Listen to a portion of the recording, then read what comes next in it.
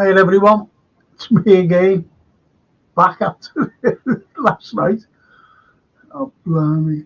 Anyway, I'll have George Scott on, I'll have JK on, God knows who else will be on. And we'll be all talking about last night. We'll be talking about the game on Sunday, Jürgen's last game. Does anybody see the picture of Klopp standing alone on the cup today? Does anybody see it? It's so sad. It's so sad. He doesn't want to leave us. You can tell. He doesn't want to leave us. This is his home. He's a Scouser now. His wife is a Scouser. His kids are Scousers. He's built this club up. You're getting fucking arseholes now saying that he should have gone ages ago.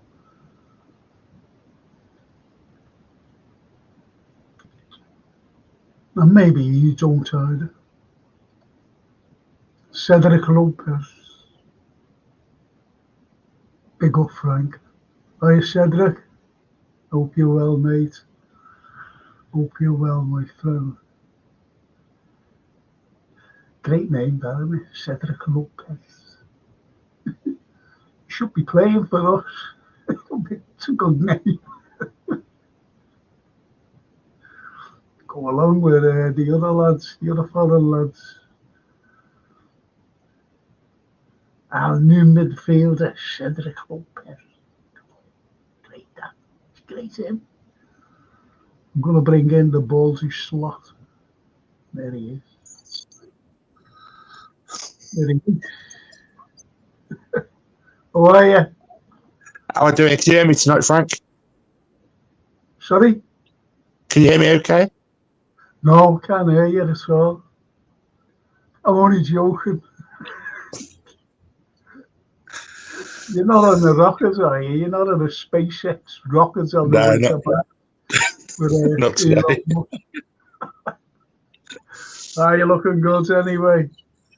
Should be a good pod tonight, hopefully, with all these lovely people, like Cedric Lopez, like Lee the Whiz Kid. Evening, Frank. Evening, Frank.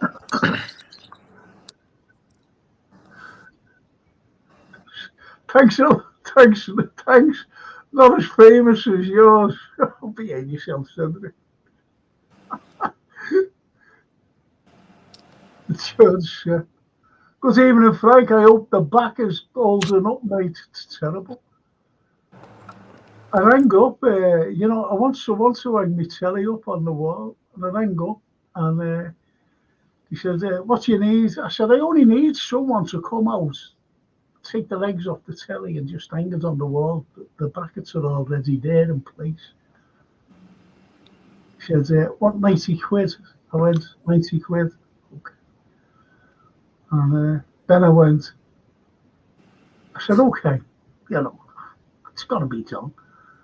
So he said, we want £20 deposit. And I just said, oh, piss off. George! Hey, Frank. Hi, Daryl. Hey, Georgie boy. Good to see you, boys. Looking well, Daryl. Hey, George, and you, mate. Who's that there and the other one? That's JK. JK! The invisible man. The invisible man. Never to be seen. He's invisible now, isn't he? Look. Hey. I'm Jürgen Klopp now. A new cover photograph, yeah. He tried to show me how to do that, but I still can't do it. I'll send you how to do it after the show. All right, okay. No problem. Do you know? Listen, boys, I'll start with the lost Shankly boy, or the found Shankly boy, as we should say now. George Scott. George, did you see that picture today of Jürgen standing on the cop alone? I didn't actually, no. I've been out all day, so I haven't seen the paper. So what was it? Just a solitary photograph on the cop? Oh, it's not. It's heartbreaking. Heartbreaking. Yeah, heartbreaking. It's just I saw, standing there. I saw one of a sunset. I saw one of a looking over the Yeah, that's a cracker. That's a cracker. But what you've got is just Jürgen standing on the cop. It's heartbreaking, George. It really is, mate. There'll be a few tears shed on Saturday, that's for sure. Sunday.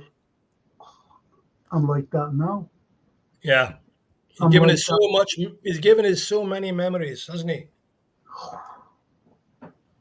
I'll talk about the memories in a moment. I just want to ask. Darryl. Did you see that picture? Yeah, I did. Just saw a brief glimpse of it, of him just like looking up, and you could see he had tears coming. Yeah. It's heartbreaking to see. He doesn't want to leave. He deep down he doesn't want to go, does he? No, it's an ordinary picture that was taken today, and he's just standing on the cop. It's not what you're thinking of after the game last night. You just see him standing alone. It's just a picture. The cop I've seen it, Frank. completely empty, and he's just standing there. Yeah, I'll try and see that. I'm sure I'll see it somewhere. Yeah, George. Tony Morton sent me it. He said, "Have a look at this, Frank." Yeah. And I couldn't make it out who it was. And I said, "It's not Jürgen, is it?" You know, the way you'd like bring it up and refocus it. He said, "Yeah." Yeah. And the little, someone must have been video, some couple of girls, and they videoed him, you know, from like I think it was the main stand, looking over right down at him, and it's only a vocal thing, you know, as the video.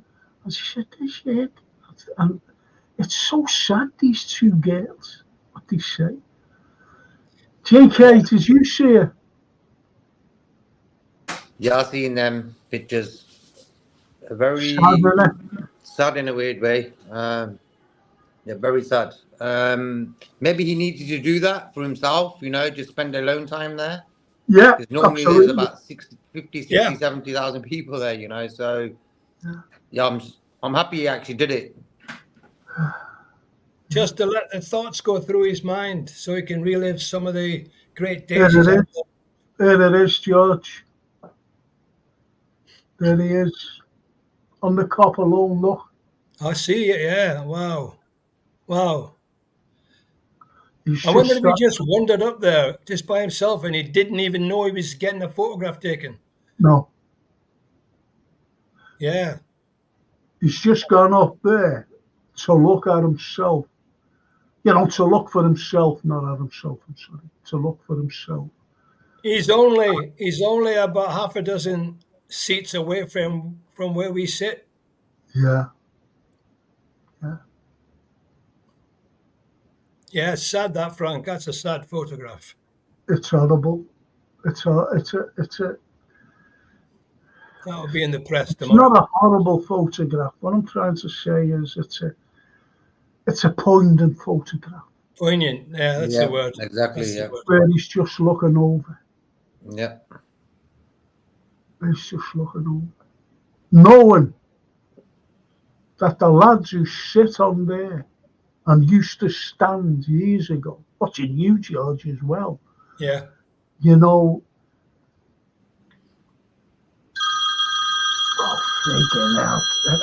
I'll just say this quick. It's Jürgen saying it wasn't him. Yeah, I played well. I played over 100 games on that pitch, and it even brings back memories to me, you know. Yeah. Running out onto Anfield at any level is a thrill. It is. I think sometimes when I've seen players over the years getting a game on there, it hurts me. Yeah. It hurts me. No, it's an iconic stadium and Terracing. What was your favourite game there, George? What's that? What was your favourite game that you played in there? I played in the FA Youth Cup final when we beat West Ham 3-1. There was about 20,000 there. And I nearly scored, hit the crossbar in the last minute. And there was one reserve game. We had 23,000 there against Sheffield United. So it was. I played there every second week for about 3 years. Great. Sometimes there were 8,000, 4,000, 3,500. A lot of people came to watch the reserve team when the first team was away.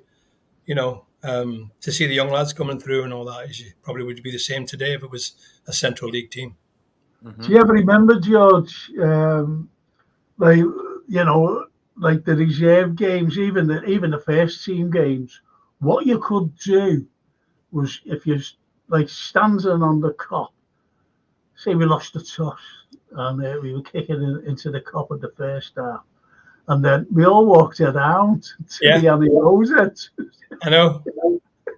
Unbelievable. Yeah. There was no barrier, was there? You just walk right around. Yeah, you walk right around, and I did that loads and loads of times. But as you said about the reserve games, because we loved our football, and we used to go to the reserve games, and as you just said there, like 20,000. Incredible.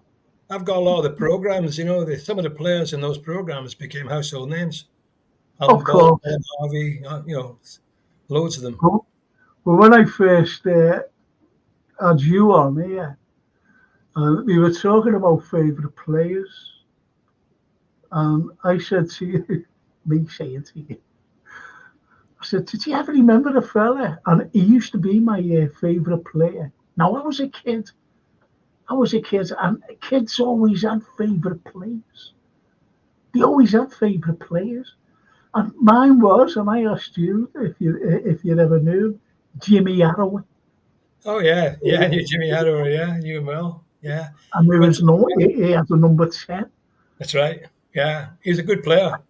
Oh, it was great. He was great. And he wasn't scared, was he? He used to get stuck in, and he was a fine footballer. He was a midfielder, wasn't he, as we call today? Yeah. A number 10. It's amazing as well. I've got a friend, a Facebook friend. He's also a friend called Steve Darby. Steve's a big managerial coach in the Middle East, and he sent me a page from an autograph book that I'd signed for him when he was 10. Go away. Signatures of the players. And there's me. He said, I got that from you outside the players' entrance in 1963 or 64. Wow. It's incredible. Isn't that beautiful? Yeah. That's beautiful. Can I just go through some of these comments? Not calling us for everything, I suppose. What are you joking, people? TW. Even in Frank and Friends, even. Hi. Going to have a few tears on Sunday, says T. Celia. David Shakespeare. Hiya, Frank and everyone. I heard on another Liverpool YouTube channel that Saudi wants Alisson. Is it true? And Alisson is selling his house. Is it true? Okay, we'll talk about that, boys. We'll also be talking about the best Klopp memories that we've got personal, all personal. And I want you to talk about yours as well, the lads on here. Yeah, Frank's seen the pics of Jürgen at Anfield and video. Yeah, the TW said. I hope all you're doing well, says Norman. Bless I hear Frank and everyone. I heard on another Liverpool we just said that. Lynn Ellis. Sorry, Frank, just realised the day. Yeah, that was the phone call that you heard, was it? Anfield Raw. I know, man. You always say that. Bless Anfield Raw. Evening Raw. So listen, you mentioned there before, and I'll start with JK if I might, and end with you, George. JK, I hate even saying this, to be honest. We're coming to the end of the tenure of one of the greatest managers since Shankly, Paisley, Fagan, Kenny, and Rafa. What's your fondest memory or nail-biting memory you have of a game under Klopp? Mine personally would be when he first came in, he did the press conference and he said he's the normal one. That sort of kicked it off straight away. Bang! He did it on the first day, and then he didn't get a win for a while, and then I ended up going to a game at Anfield, and he ended up winning that first game when I went there. So for me, that's my fondest memory. It was against Bournemouth. We won it 1-0. And that's my fondest memory. My most nail-biting moment would be the Barcelona game. I think that alone just shows you the vigor and the fight he brought into the players' minds, you know. And that was what he was good at. And the way we just won it, I just wish we won the Champions League that year. I think after beating Barca in that game, we deserved to win it that year. And I think that sort of took the shine off the Barca game. But for me, the Barca game was the game where it was just, you had tears in your eyes. It was just amazing feeling. Okay. Daryl. Yeah, for me, as JK said, like his first day when he said he was the normal one. And like the special moment which I noticed was when we drew 1-1 with West Brom and he got everyone in a little line and singing "Never Walk Alone" after a point against West Brom, and I thought this manager's special, you know. I just thought at the time something's happening here.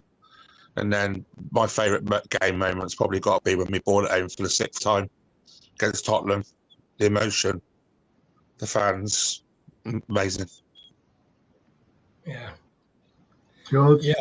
Well, there's a few, isn't there? There's so many, but there's a couple that maybe not quite so well known. I agree with Daryl about the Spurs game. I've got a great picture of my son at the corner flag with his arms stretched out like Shankly, and the camera caught him, with the Rigi right in front of him when he ran to the crowd. And he scored that winning goal, the second goal. And another big memory, we went with my two sons down. We were in the pub, the Green Man at Wembley, with all the Liverpool fans, and it was lads on top of their hut, with flares and all sorts. We go up to Wembley and we beat Man City. We were 3-0 up, I think, and managed to win 3-2. I think that might have been the League Cup semi-final or final, I can't remember. That was amazing. Barcelona, obviously, Dortmund, was fantastic. And there was one special memory because I was with Tommy Lawrence, the late Tommy Lawrence, and Gordon Wallace at the Shankly Hotel. We were doing an after-dinner talk, and when Liverpool were playing Norwich City, and they were losing. They were losing right to the last minute. And Adam Lallana scored a winner. And he turned and ran right across to Jurgen and jumped into his arms. And the atmosphere in that place went from doom and gloom to ecstasy. And Tommy and myself and Gordon were speaking to a fantastic audience on a high because Lallana scored the winner and Jurgen danced around on the touchline with him in his arms. So, yeah, so many. Could go on and on for a bit, so many others as well. But that's the ones for me. Mm-hmm. Do you know, there's so many for me as well. And I'll never forget, ever, my entire life, that Barcelona game. Yeah. And I said before the game, it was just like what I said in Istanbul. At our time, I said to the lads around, I said, I just want us to score 1 or 2. I don't want us to go out and, get defeated and be an embarrassment for us. And it was the same Barca game. Just, if we were the better side over there. We were the better side in the new camp. And I said, I know we can score. And we can score 1 or 2. No, I said 2 or 3. I said, but they can score as well. And that'll put pay to it. But we'll go down fighting. This will be Liverpool at the best. And our best. The crowd. That's what I said. And look what it turned out like. Yeah. And no coming out. Never give up. He said, give me 4 years. Give me 4 years and I'll win the Premier League. Yeah. And that was a real prophetic statement. Confident. Have patience and I'll win the league for you. And he did. He knew. He knew. And that's the greatness of him. I'll just, these lads are saying here, the Anfield. My biggest miss of Jürgen is how much the man cares for the city and his style and his fearlessness in playing style. This man means everything to me. Never forget where he was before, where we was before he. Yeah. Great comment. Great comment. And he carries on by saying, give me some modern moments. I'll never forget the CL final and me and my mates outside Anfield when we won the league and I was setting fireworks off with tears in my eyes. I also remember him on the parade down in the docks, going along the dock road, thousands and thousands on top of the bus with a beer. And, it's just great. Overcome with emotion. Oh, absolutely. Taz, I was big up, Frank. Hope you're well today. Did you have a good birthday? It was very quiet, Taz. Thank you. It was very quiet. My birthday. Oh yeah, happy birthday, Frank. Happy birthday. I did send you a message on Facebook. No, it was hundreds. I saw, to be honest, like someone sent me a cake from Costco and it was huge. It was that big. Bigger than your telly. Yeah, I ate it all. I drank a big bottle of scotch, one of those like things, them big ones. He sent me a big slab through the post. That's why I put on about stone and a half. Some lady sent me a message, seen it before. She said, "Belated birthday, Frank. I hope you enjoyed yourself. I hope you had a great day." And I went like that down the list. I says, the Costco cake. I said, and a bottle of scotch.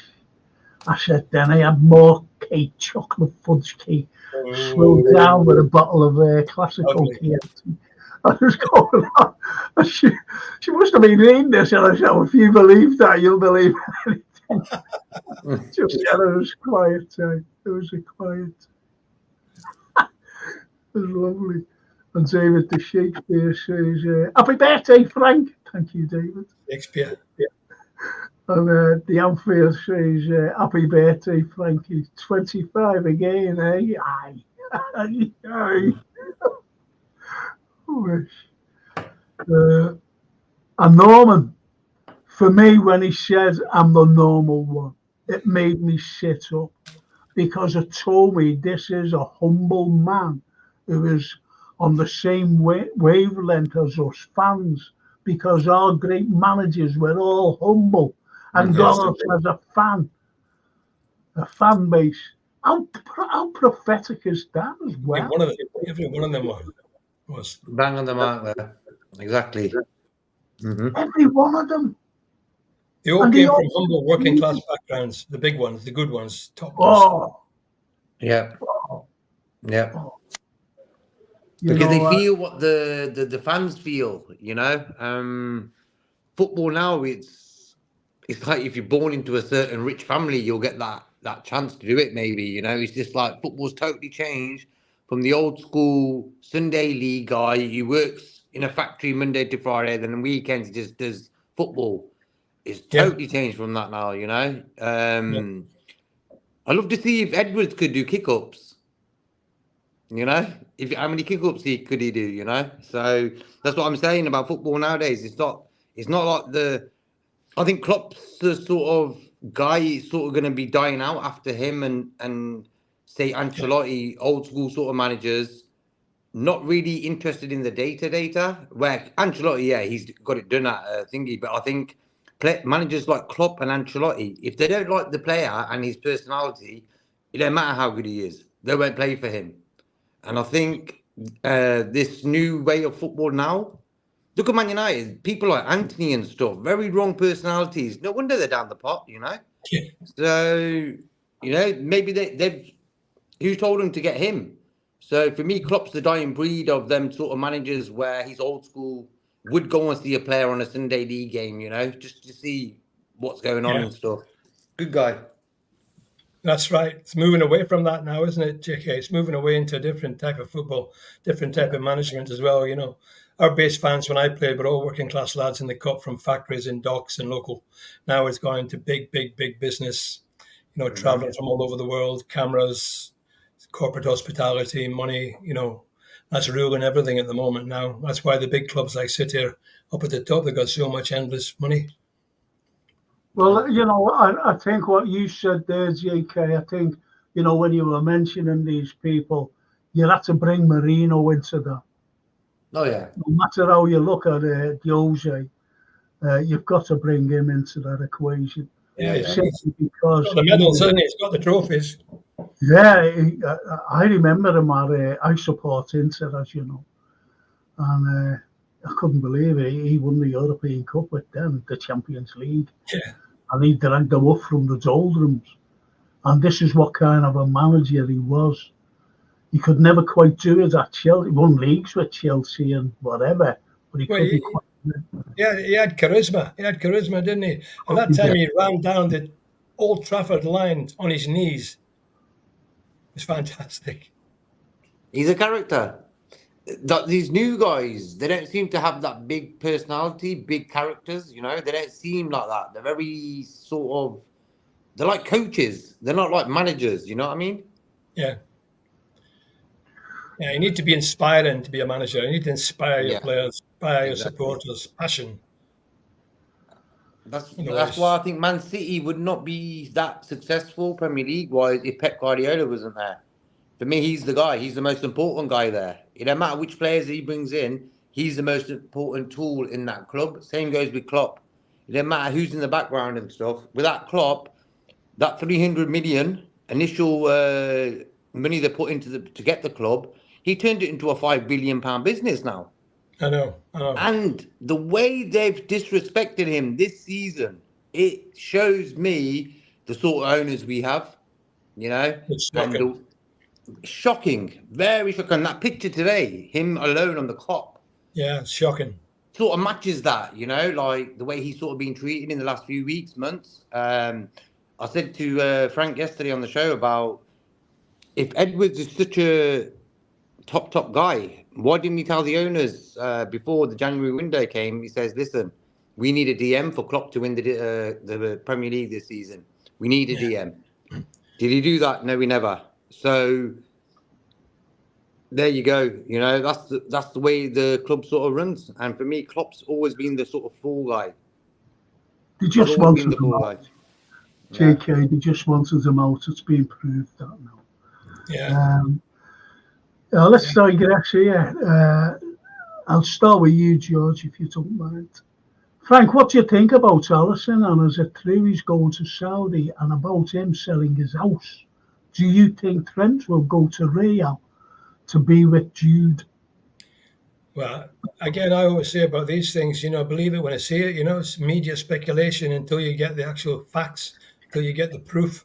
So I've not seen anything that says that that's going to happen from any official source. Just a little thing about Trent. I thought Trent the other day, I don't know what it is about Trent at the moment. He's a brilliantly talented player, one of the best in the world probably, but he seems to have lost his way a little bit at the moment positionally. I thought he seemed to be strolling about a bit the other day, like a bit of a prima donna really, just not got that aggression he needs to get into his game. And he was leaving Quansah a bit isolated at times by moving out of position.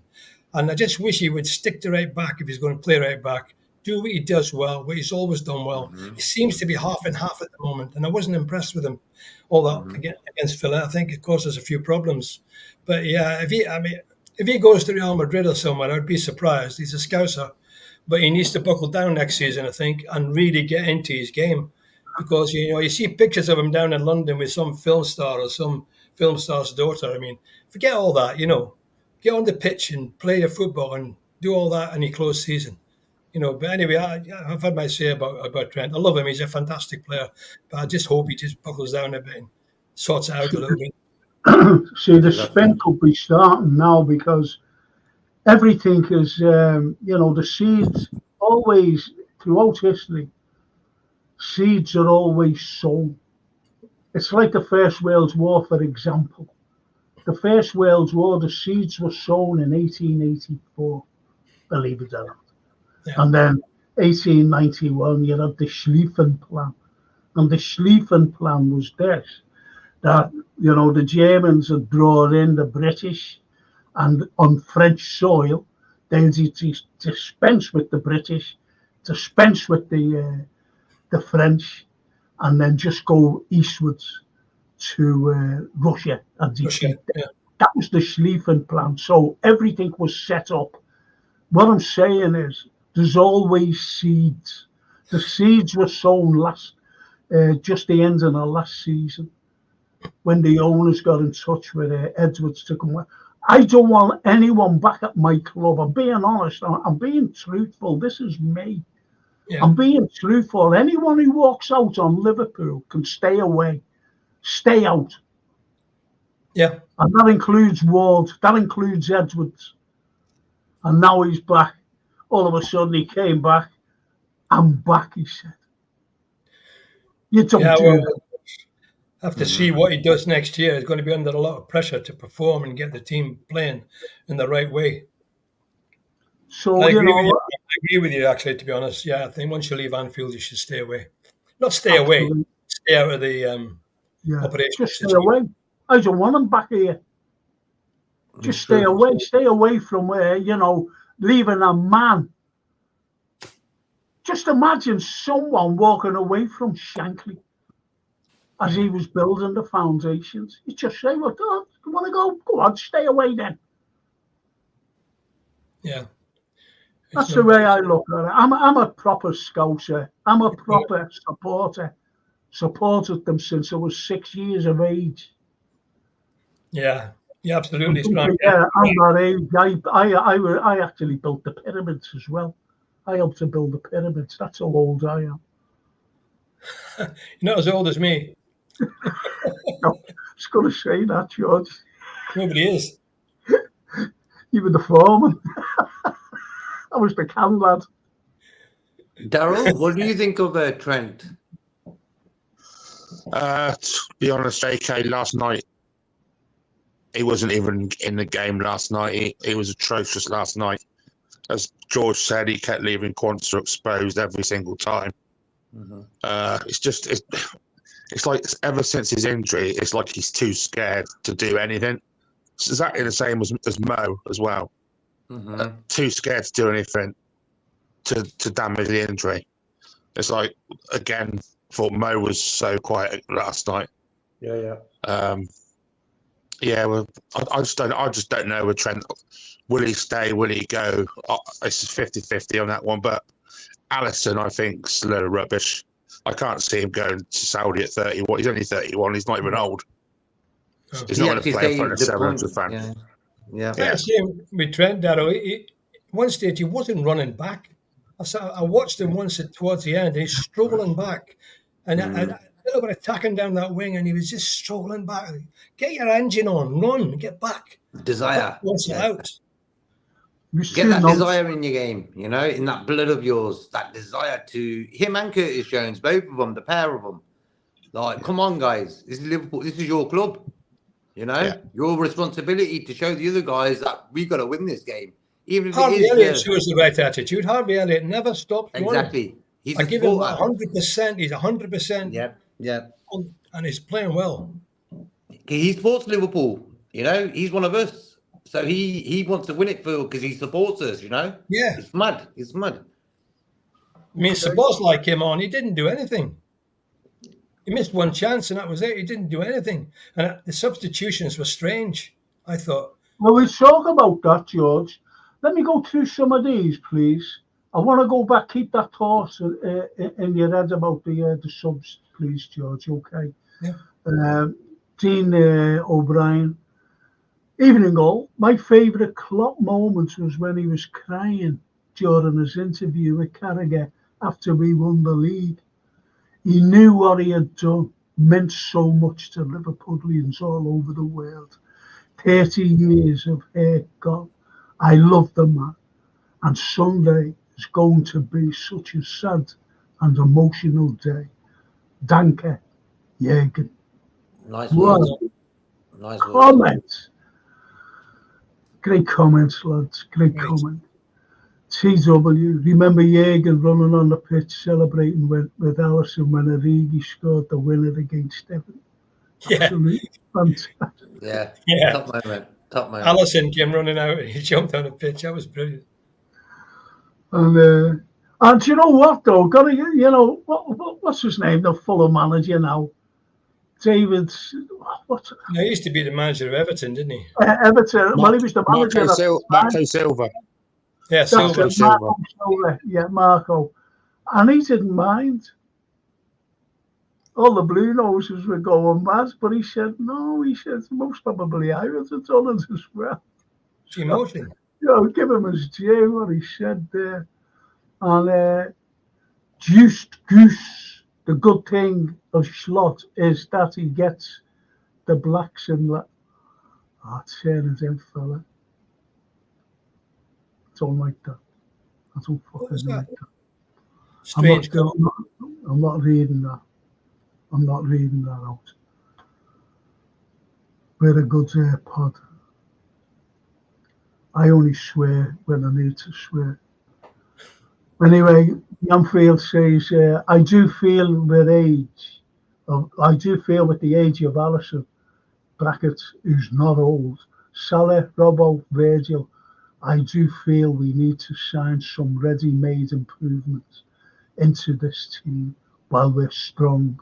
We need quality signings. Okay, let me name Sammy Brennan. Frank, the Evertonians working down here. Yeah, well, they're leveling in our downfall, our self-imposed downfall, and can't get away from them. As Joe Louis once said, you can run, but you can't hide. George Seth. Last night, I don't know how Everton are, reveling. Why? We're in the Champions League. We've won a cup. We were fighting a few weeks ago for the league. How can they be reveling? I just don't understand that. Anyway, George said last night, I think Enzo going off eight, with Callister going to the number 6 when he was spent was a mistake. Yeah. I would have kept Enzo on, moved Trent to the number 8 and put Bradley on a fullback. I'm going to ask you this, right? I want. Oh, come on. I'm sorry about this because this is important. What you said there, George, about the substitutions. The Anfield Roar. One clear demand that Slotters does do, which I'm interested in, is his demand on his recruitment team to find speed. Anfield. It's not up to him, fella. You've got to understand that. It's Edwards and Ward. They're the lads who are going to be choosing and picking players. They're not interested in him. He's just there to coach. You've got to understand that. Anyway. Head coach, isn't it? Yeah.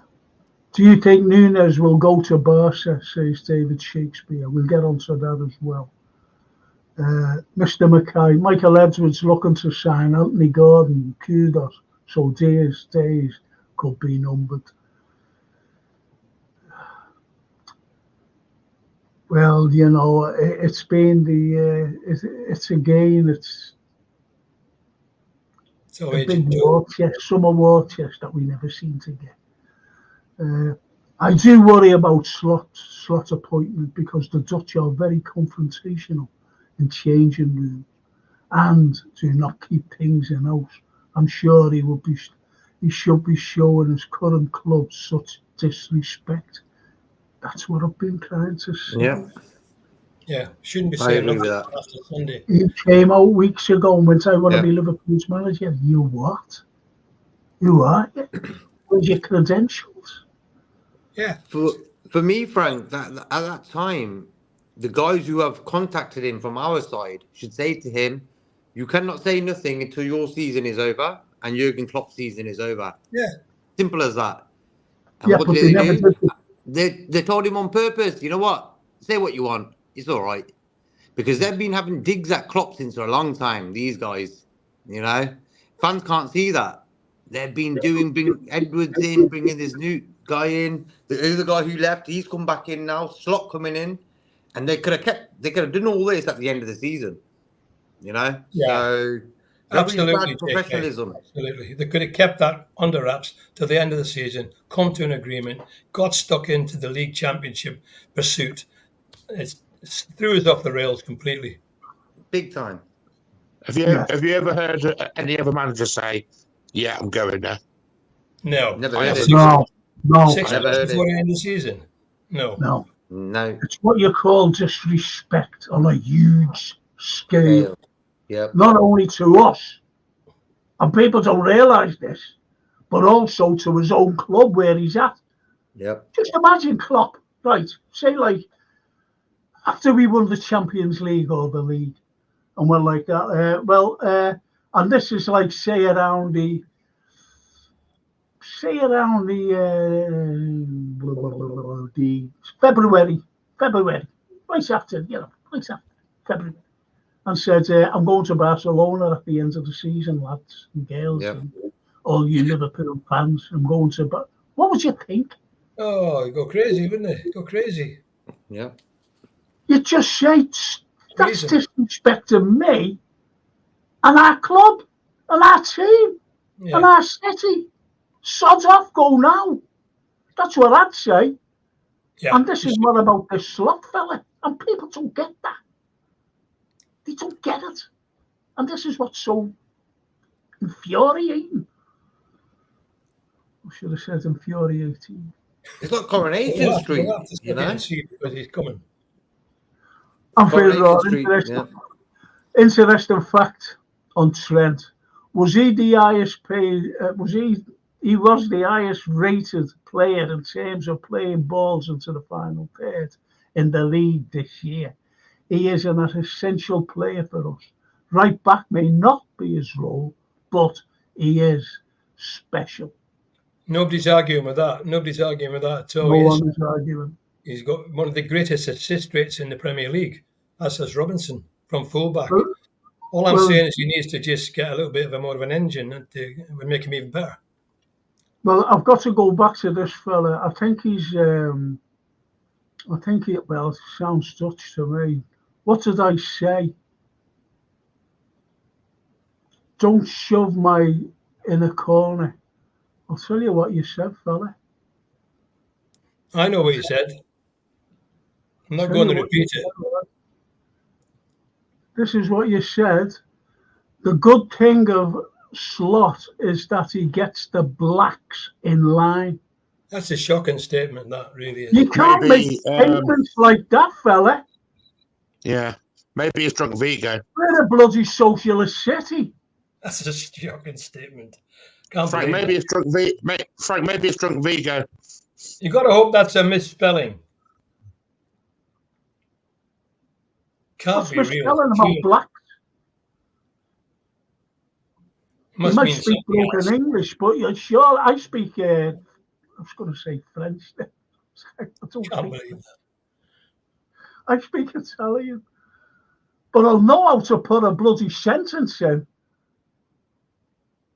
from blacks and whites. Yeah, it doesn't completely unacceptable. If that's what you're saying. Do you agree with that, JK? You're having emotions in your mouth. Bro, I'm just astonished with what he's writing. He's like, come on. And the name sort of gives it away as well. I was like, what name is that, you know? Exactly. Diabolical. What about you, Daryl? It's racist at the end of the day. Don't agree with no channel accepts racism. Sorry. So there you go, juiced. Outrageous if it's true. That's what he means. And the outfielder says, Norman, I think he is better than Fear, and I know it's out of it's easy, but he can be a surprise package.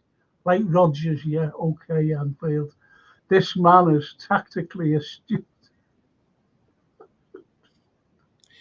I mean, to be honest, right, I'm prepared to give him a go, give him a chance. I mean, you know, at the We've end of got the day, to, we've got to. he's going to be our manager, well, our head coach. We got to get 100% behind the guy. If we carry on like we finished this season, we can carry on to greater things. If we don't, then he'll pay the price. But, you know, I'm right behind him because he's going to be in that chair come the end of this summer. We've got to be. But Yeah. I've always said this. I didn't support Rodgers. I didn't support Hodgson. Why? Because I didn't want them there. Too inexperienced. To me, I don't care about his tactics. He's inexperienced. He's got to come up against now this Mikel Arteta. He's got to come up against Pep and the rest of them. But he's got the players to do it, hasn't he? If he's got the tactics right, he's got the players there to do it. Well, all right, George. Wait till the summer and see who's going. Because don't forget, it's sell to buy. Well, as you say, and we'll we've have got to wait and see. Richard Hughes, who bought Jordan Ibe for 17 million. We've got him in place. Hey, Frank, you've not heard the latest today, have you, George? We can't faff around with those sort of players now. If we're serious about winning the Premier League, you've got to go for the big players. You've got to go for the big players. And if they don't, they won't win it. But for me, remember the first time we seen Klopp, he come up with a normal one comment. Yeah. First time we really seen this guy, he gave like the secrets away, you know? Like, come on. He's going to say, I'm the bold one. I'm the bold.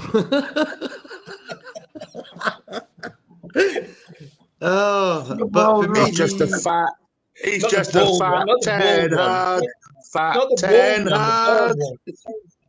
Nah. But for me, he could have just denied everything, and we would have had more respect. I agree with that, JK. He shouldn't be saying anything at all until it's announced. Anything.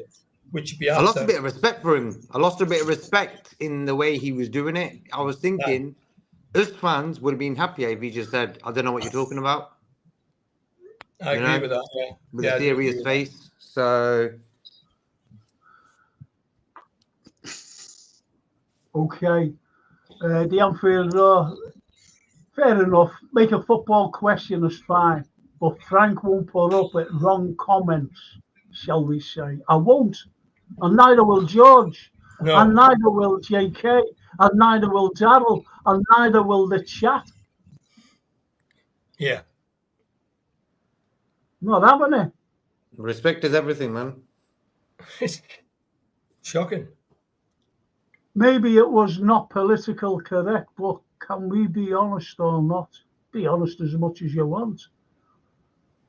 What does he mean it's not political correct? It's racist. Yeah, exactly. We're all human beings. This skin is white.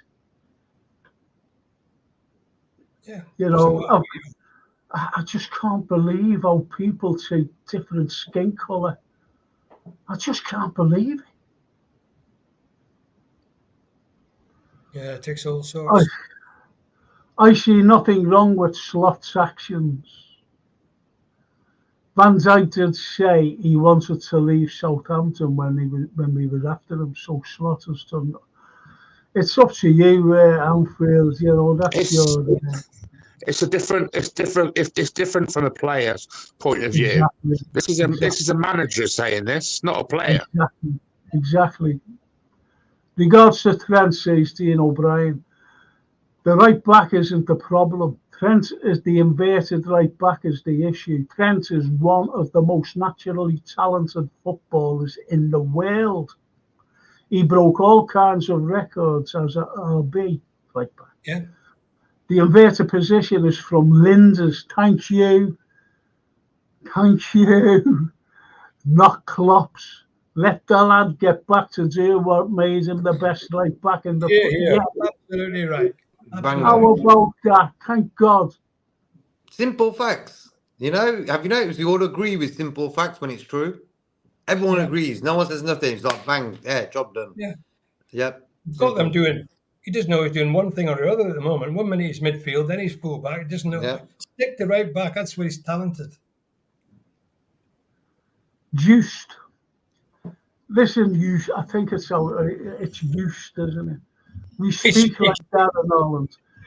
Okay, just don't bring colour into it. That's all. You can say what you want, fella, but please don't bring colour. You know, we could take it the wrong way, as you try to point out. Ridiculous Okay. statement to make, to be honest. Yeah. Puts blacks in man.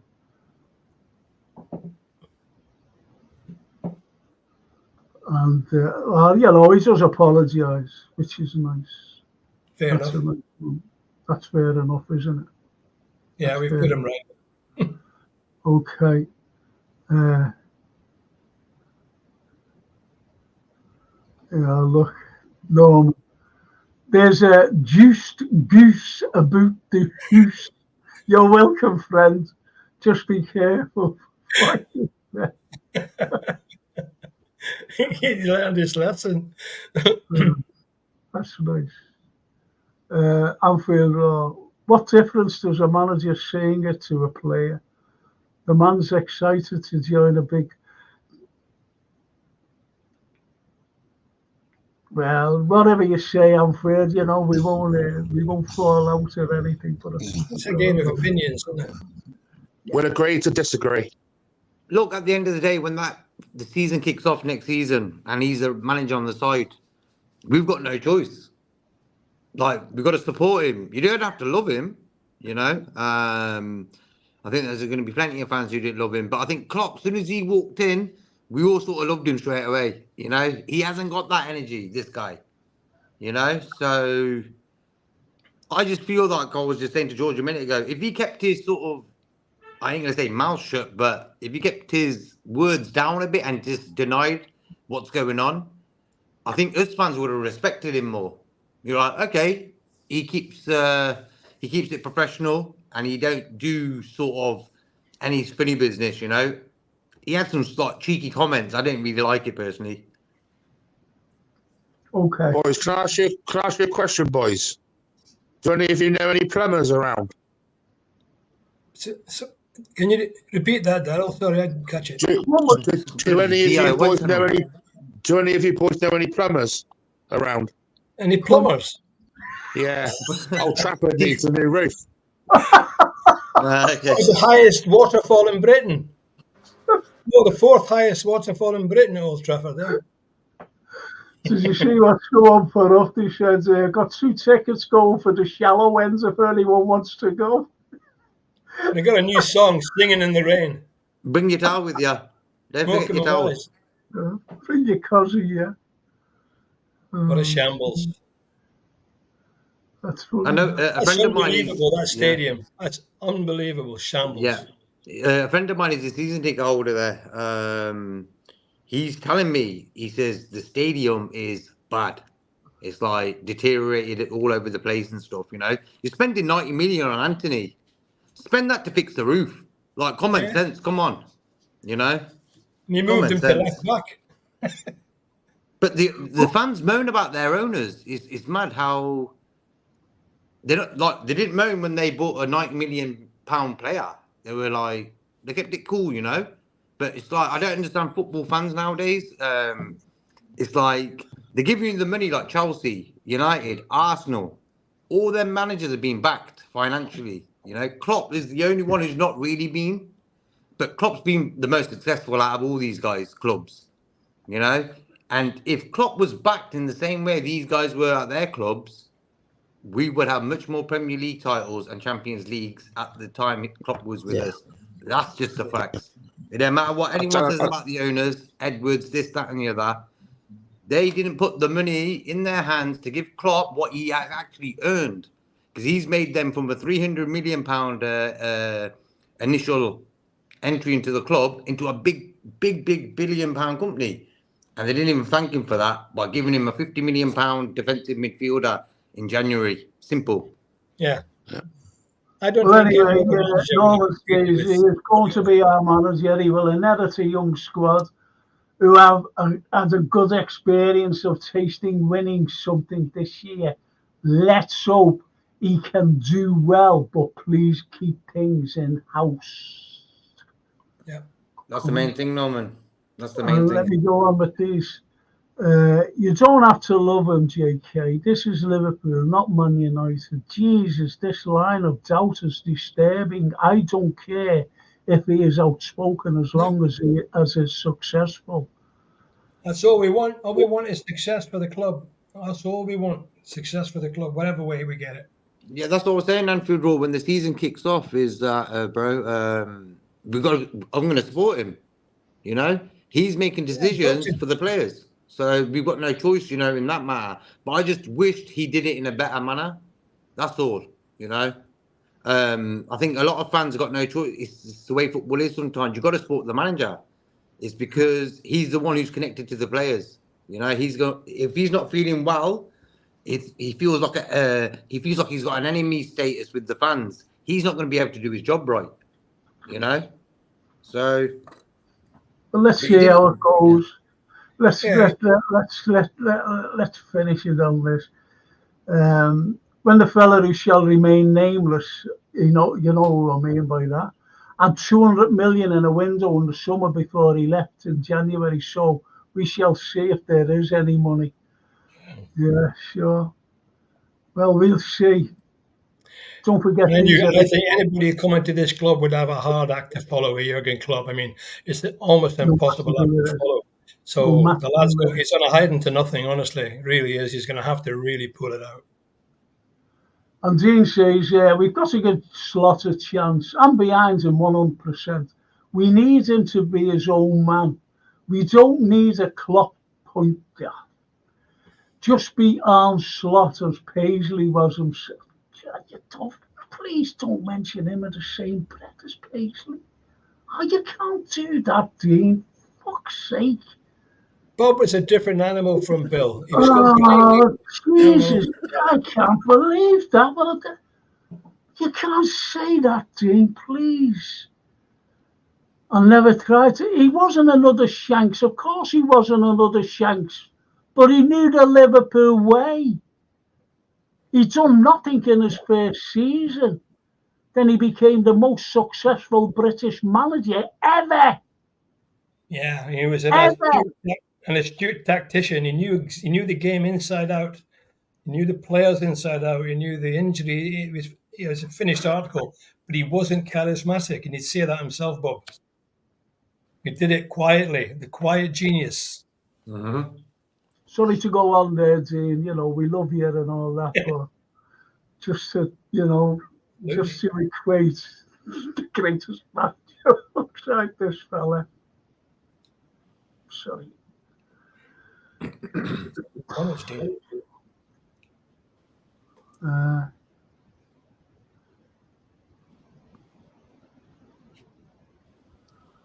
There is a Liverpool way of doing things. Imagine if he says in 2 years, I want to leave Liverpool for Madrid. We will be in uproar at lack of respect. Absolutely. This is the point. Yeah, just think he shouldn't have said that. Yeah. Bang on. Question to the panel. If you wanted to, let me read these out, and then I'll go to, question to the panel. If you wanted someone to leave this summer, who would it be? I'm not comparing him to Shanks or Paisley, says Dean. You've misread. No, I haven't. I haven't misread it. You shouldn't have. All you had to do was not mention Paisley. That's all. I would have understood what you said. I really would. You only had to say from Shankly to Paisley to Fagan to the other fella and Rafa even. Rafa. From Kenny to Rafa. That's all.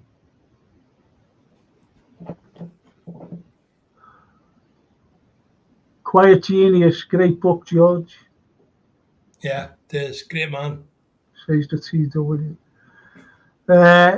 Norman, yeah, there is a way I know, but he hasn't even got here yet, and people are picking bits. No one's picking bits out of him.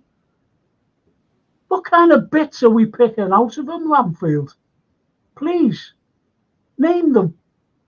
Name the bits we're picking out. I'll tell you one thing, what I do is he's the least experienced. He's had no Premiership. This is Anfield. This is a level. He's been manager for 5 years, and he's had a level down here. This level is up here. This is to one of the elitist clubs in Europe, if not the world club football. That's what I'm saying. I wanted an experienced, top-class manager to manage my club that I support. That's what I wanted. I'm not picking holes against them. Don't know them to pick holes. You got to see it. You got to see it for yourself, Anfield Raw. Just look at what Ten Hag's done at Man United. No experience Premier League, and now look where they are. And as Mr. McKay says, Thiago 200. That's all the money, isn't it? They're on a week.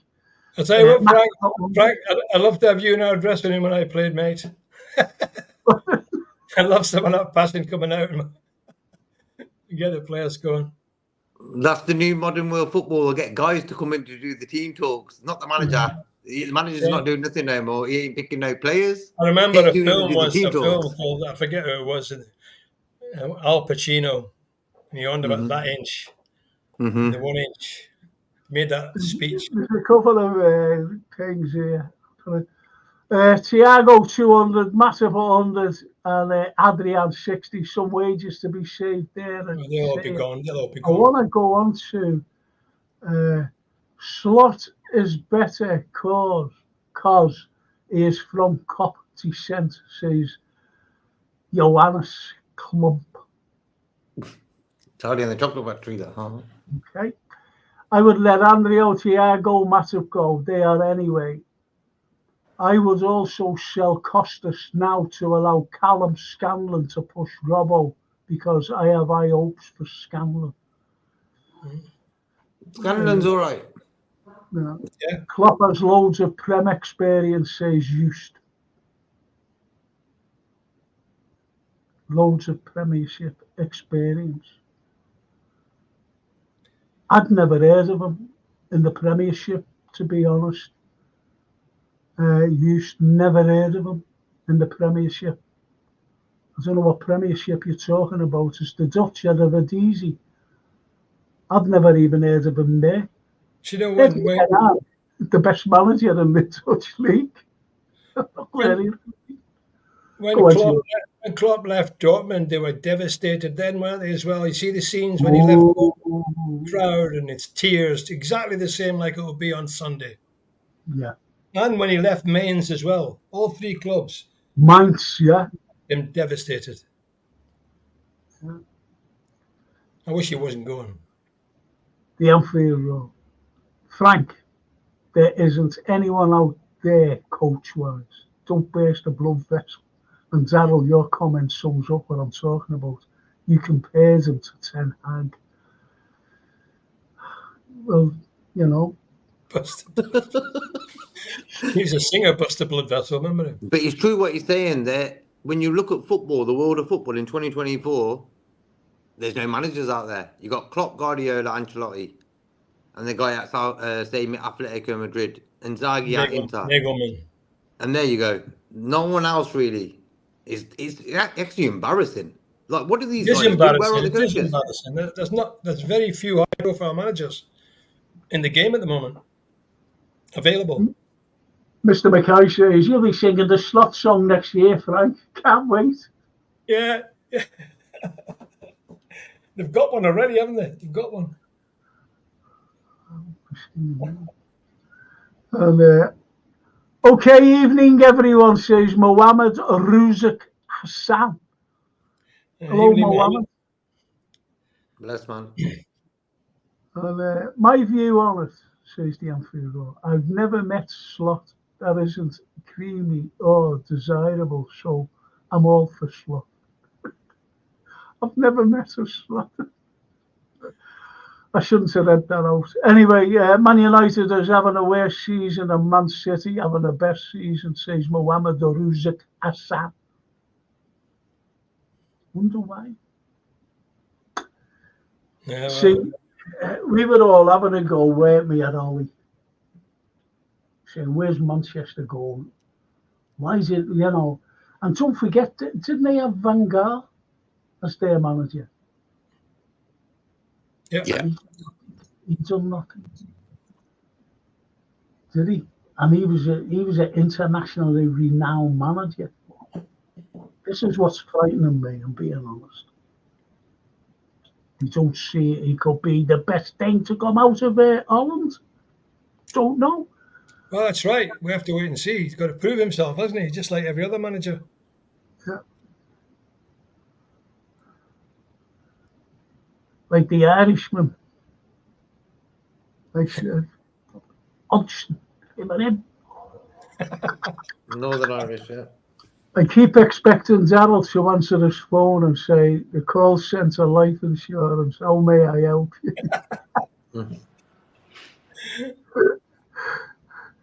The unfair, well done, Frank, we're all friends, but we'll all be singing the slot songs next year.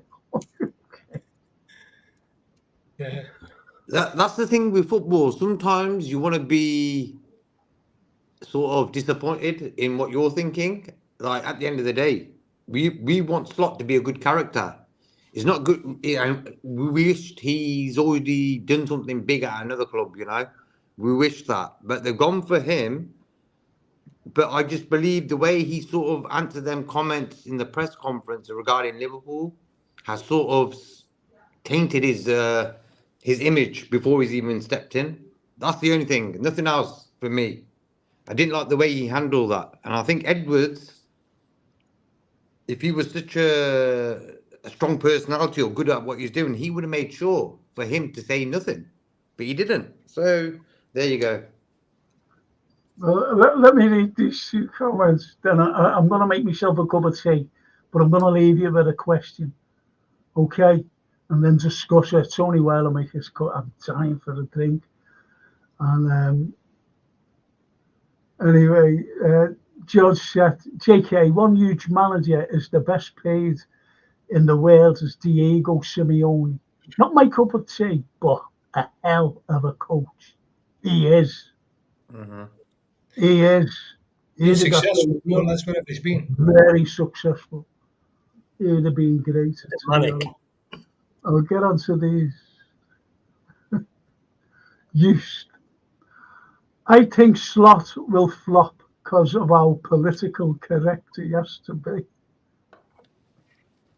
Why does he have to be politically correct?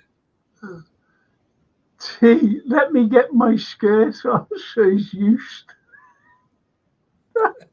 Right, so it's the question, boys. George, you mentioned it before, and it was about the substitutions in last night's game. Okay. Now they're Pep Linda's choices. They are Pep Linda's choices. When he went up to Klopp and went, I get these on. That happened a few games ago as well. Exactly. Okay, so discuss them while I just make a quick cup of tea. Thank you.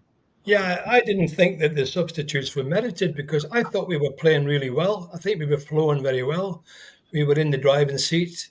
Most things was going okay. There was no crisis. And I was surprised when I seen 4 people stripping to get on, Surprised when Harvey Elliott went off because I thought he was one of our better players, to be honest. I didn't see any reason to change it, not with 4 players anyway. And just seemed a bit strange. I mean, because Gravenberch came on and Sobo came on and they didn't really do anything. They didn't get a chance to do anything before they went and scored. So, I mean, I think it was just, I don't know whether Jurgen Klopp's substitutes have been really good this year. We've turned a lot of games around by the substitutions that we brought on, mainly a lot of the times with Harvey Elliott coming on. But I thought just on the other night, I think we're winning 3-1 quite comfortably. Nearly went 4-1 up. If only Núñez could learn to stay on side, because here once again, he's not looking along the line. And he's so fast, he could have easily had a glance to see if he was on and then went. And that would have been the game over, So, yeah, I don't know what you think, JK or Daryl, but I didn't really think that they needed to make those 4 substitutions. Mm-hmm. I feel when you're playing a game and you're on top, no need to change anything. I just don't understand that. okay, if we went 3-2 down, 3-2 up, like we were from 3-1, they went to 3-2. Yeah, make the changes.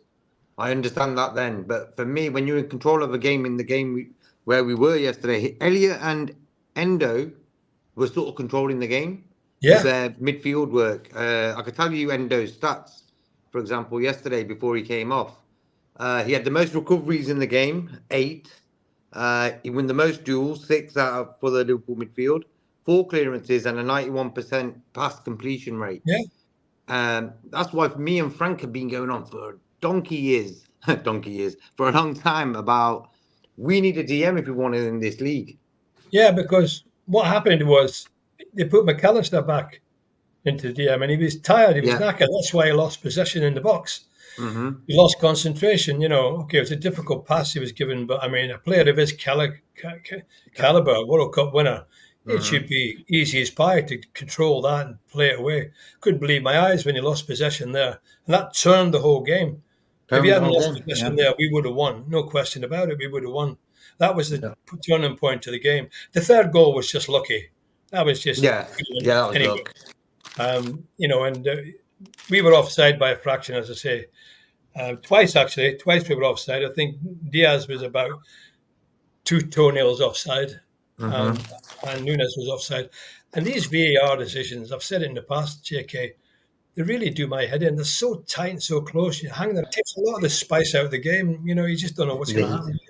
Yeah, and I think football, they're making it just long. It's like, come on, each decision takes about 3 minutes average. So in that time, players are sort of cooling down, walking around. You know that when you play football, as soon as you stop for a minute, 2 minutes, you feel your energy changes. You feel just a little bit different. So for me, that's one big reason why I'm not a fan of VAR. They've taken the spice away from football. When a goal goes in, that first 3 to 5 seconds celebrating is what it's all about. If the linesman and they've taken that away from football. And almost every goal, you're waiting for the VAR to come up. Yeah, unless it's absolutely clearly not offside, it's clearly every other decision right away. You're looking at that. VAR. The lines come on. You don't even know whether the lines are accurate sometimes. It takes ages to get them in the right position. I was surprised they allowed Gakpo's goal, because I think if we'd been going for the title, that might have been disallowed. That's the thing. I think. Yeah, that's a very good point. That what you're made about. I'm sorry there, JK, to interject. It's a very good point George made. If we had been going for the title, that would have been disallowed. Yeah, I wouldn't be surprised. I think if they took 10 seconds, though, if they took 10 seconds to make a decision, we'd be okay with that. Like, bang, bang, not waiting a long time. I think that's the only problem with the VAR thingy. I think they're too scared to make mistakes, but they make mistakes. So what's the point? Do it quick. Like the naked eye, when you see it straight away on the TV screen, you think he looks like he's onside there, So I think they take too long. Yeah. I just started off. Frank says the unfair draw, and George's, and it's the same as the amount of career goals Ireland has scored. That's what my age is a number in goals Nunes has missed. Don't even add that onto my age. I put my money on slot brackets machine and hope for a big return. Oh, that's a good one, isn't it? Says Pak Hung-chan. Pak Hung-chan. I love that. That's what the owners are thinking as well. Didn't his uncle play at Goodison in the World Cup for the North Koreans? Pak Duik, remember him? Oh, yeah.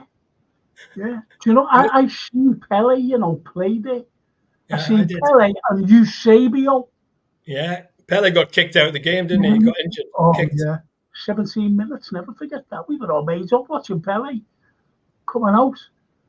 The greatest footballer in the world. And he was only a kid, wasn't he, really then? Yeah. And 66. Was it the Hungarians who kicked him all over the place? Sure, yeah. It was Hungary. I think it was, yeah. Yeah, and absolutely brilliant. Absolutely brilliant. You know, to see these players, and I've seen the big Russian, the greatest goalkeeper ever. Better than Banks, better than them all, better than Clem, better than Ali. Lev Yashin, the cat. Played till he was 40. Played till he was 40, didn't he? Oh, yeah. Oh, Lev Yashin. Oh. Unbelievable. Okay. Now, Karen says, hey, Frank, if we are 20 points behind City by Xmas, do you think the boards will get shut? I think Rodgers should have gone after the 2013-14 season. We can't do that with Slot. That's a very good point. Okay, lads, let's just... George, great comment, mate. We have recently been upsetting the rhythm with 4 subs at one time. It takes time to get up to speed. It really does. That was stupid. Slot was 4th choice. If Edwards had anything about him, he would have accommodated Alonso. Very good point. Alexis is a great 8, not 6, says George. Yes. Yes. Yeah. The Anfield. TW, once Alonso said he wasn't leaving. Why? No, listen, Anfield, you've got to understand. When Edwards was approaching managers, he was saying, you have no choice in choosing players, picking players. You can't have your backroom staff. We bring the backroom staff. And Xavi just turned around and said, you're back. You're having a laugh. That was it. And the rest of them, by the way, hammer them the same. So you've got to take that into consideration. And this fella, he's just taken it. He's just grabbed the opportunity for the CV. And you know what it is? Klopp was the big name to expand them as a club, the owners. Klopp, they needed Klopp. It was like now what they've done, Klopp's come, did what he he needed to do for them.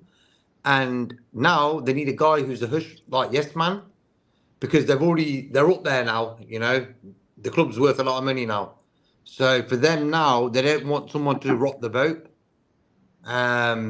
Klopp behind the scenes, I think he did rock the boat a few times with them guys. He's such a big character, you know. But on the camera, he never ever said anything wrong against them guys.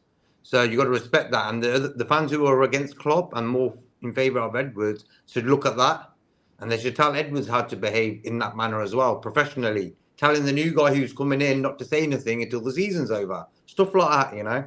So I'll tell you one thing I'm happy about. I'm happy that they've got rid of the head of fitness. I don't like to see him out of a job, but he ain't done a very good one, has he?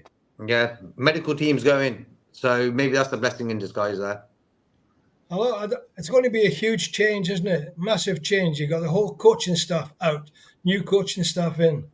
You know, it's going to be a massive change in the makeup of the club. Yeah. Jurgen not there. I mean, it's really, I don't think people realise just how much of a change, how unsettling it could be.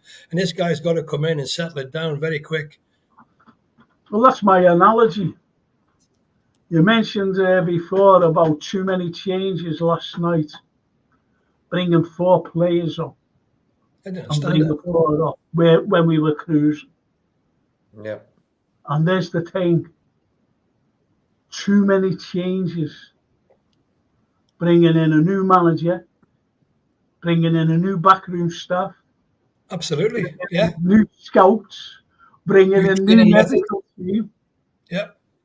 And getting rid of players, by the way, to sell, you know, because we have to buy, so we have to sell players.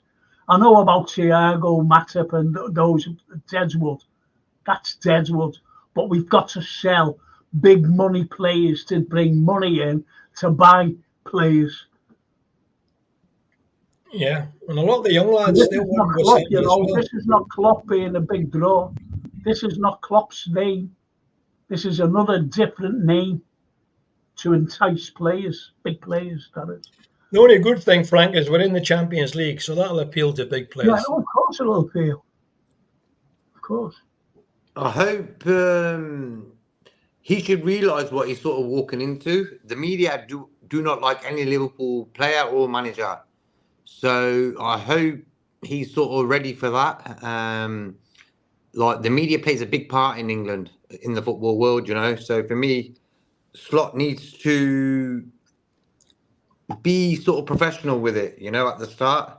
Not go in too many details about what he's going to do, what's involved in this, that, and the other. Just focus on the football, on the players, and not go too much into the media sort of world when he starts his job. Because they're going to be after him. As soon as he walks through them doors, they want interviews of him. What are you going to bring to the club? Are you different from Klopp? This, that, and the other. So he's better be ready for that. Something just tells me, JK, that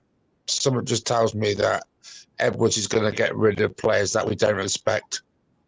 Something just tells me there's going to be big surprises in this summer. Wouldn't be surprised to see Diaz going. Yeah. They get money for him. Yeah. Did you find it strange last night, George, that probably the two worst players on the pitch, Trent and Salah, were kept on? I was baffled by that. Yeah. Well, I just don't think there was any reason to make the substitutions. We weren't playing badly. We were playing okay. We were in control of the game.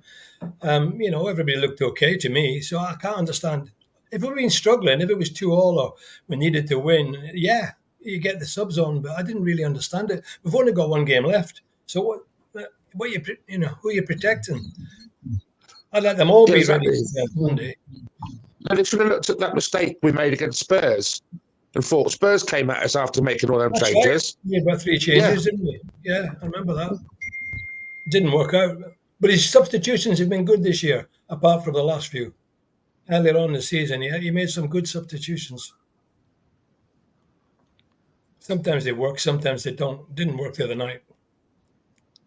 Looked strange to me. And you see 4 players lined up coming on, they're changing half the team, isn't it? I think for me, if you kept Endo on, we would have won the game. I think Endo, I told you his stats 5 minutes ago. He should just kept him on. Like, was he injured? If he wasn't, I would have just kept him on. And then maybe just bring everyone else on. I would have brought the 4 on. I would have brought probably 3. I would have changed Gakpo for Darwin. That's no problem. But for me, keeping Endo on was the fatal mistake we made, where we didn't keep him on. Yeah, we had no defensive midfield player. That's where the gaps started to show. They started to run through the middle. There you go. Substitutions. Gavin Birch wasn't involved, and Szoboszlai wasn't really involved, and Elliott was off, and Endo was off. Yeah, for me, for a Klopp system to work, we need a top DM sitting in front of the centre backs. And don't the owners talk to Klopp? Like, okay, for your games to work, for your team to work and be successful, you need another DM. It's like, come on. If you own Liverpool Football Club, you should be watching the games and realise how football works, and realise when Endo wasn't playing, we were getting battered. We were getting beat. Endo comes back, we look a bit better, So they haven't really talked about that topic, I think the DM topic has been one of Klopp's sort of devil on the shoulder sort of thing, where he's never really accomplished it. Fabinho came, did a job, but since then, it hasn't been great, And I think that has been the reason why we haven't been successful this season, because of that one position, DM. Yeah, I agree. We've said that for a long time. K-Max sent this message here. Question to the panel. Do you think we would still finish 3rd twice if Klopp would have left after the double cup season? Well, all I say about Klopp, you got to think of it this way. We almost won 3 Premier League titles. 2 of them we lost one by a fraction of a ball at the Etihad, when Salah's shot was just not quite over the line. The second one again at the Etihad, when Aston Villa were up 2 goals with about 5 minutes to play, and they scored twice.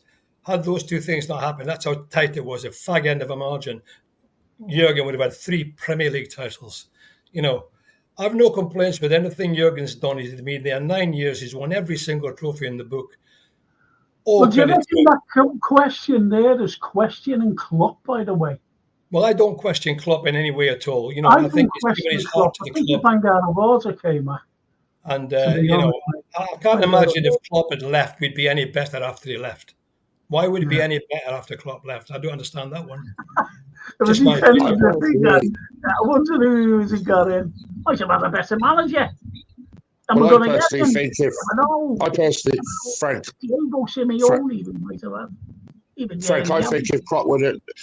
if Klopp would have left, we would have finished outside of the top 3. Yeah, I hear you here. No doubt about it. Who would have replaced him? What a question to ask us. Would have loved him on here to answer that himself.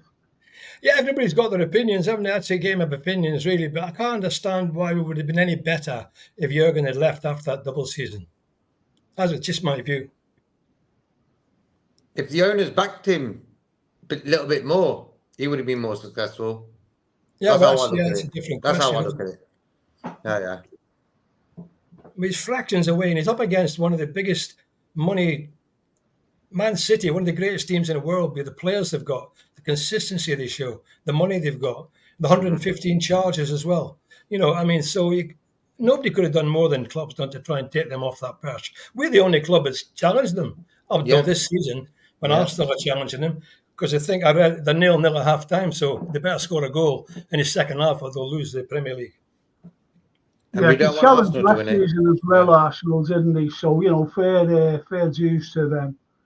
And it still isn't over yet. No. Because if Spurs beat City tomorrow. That's today.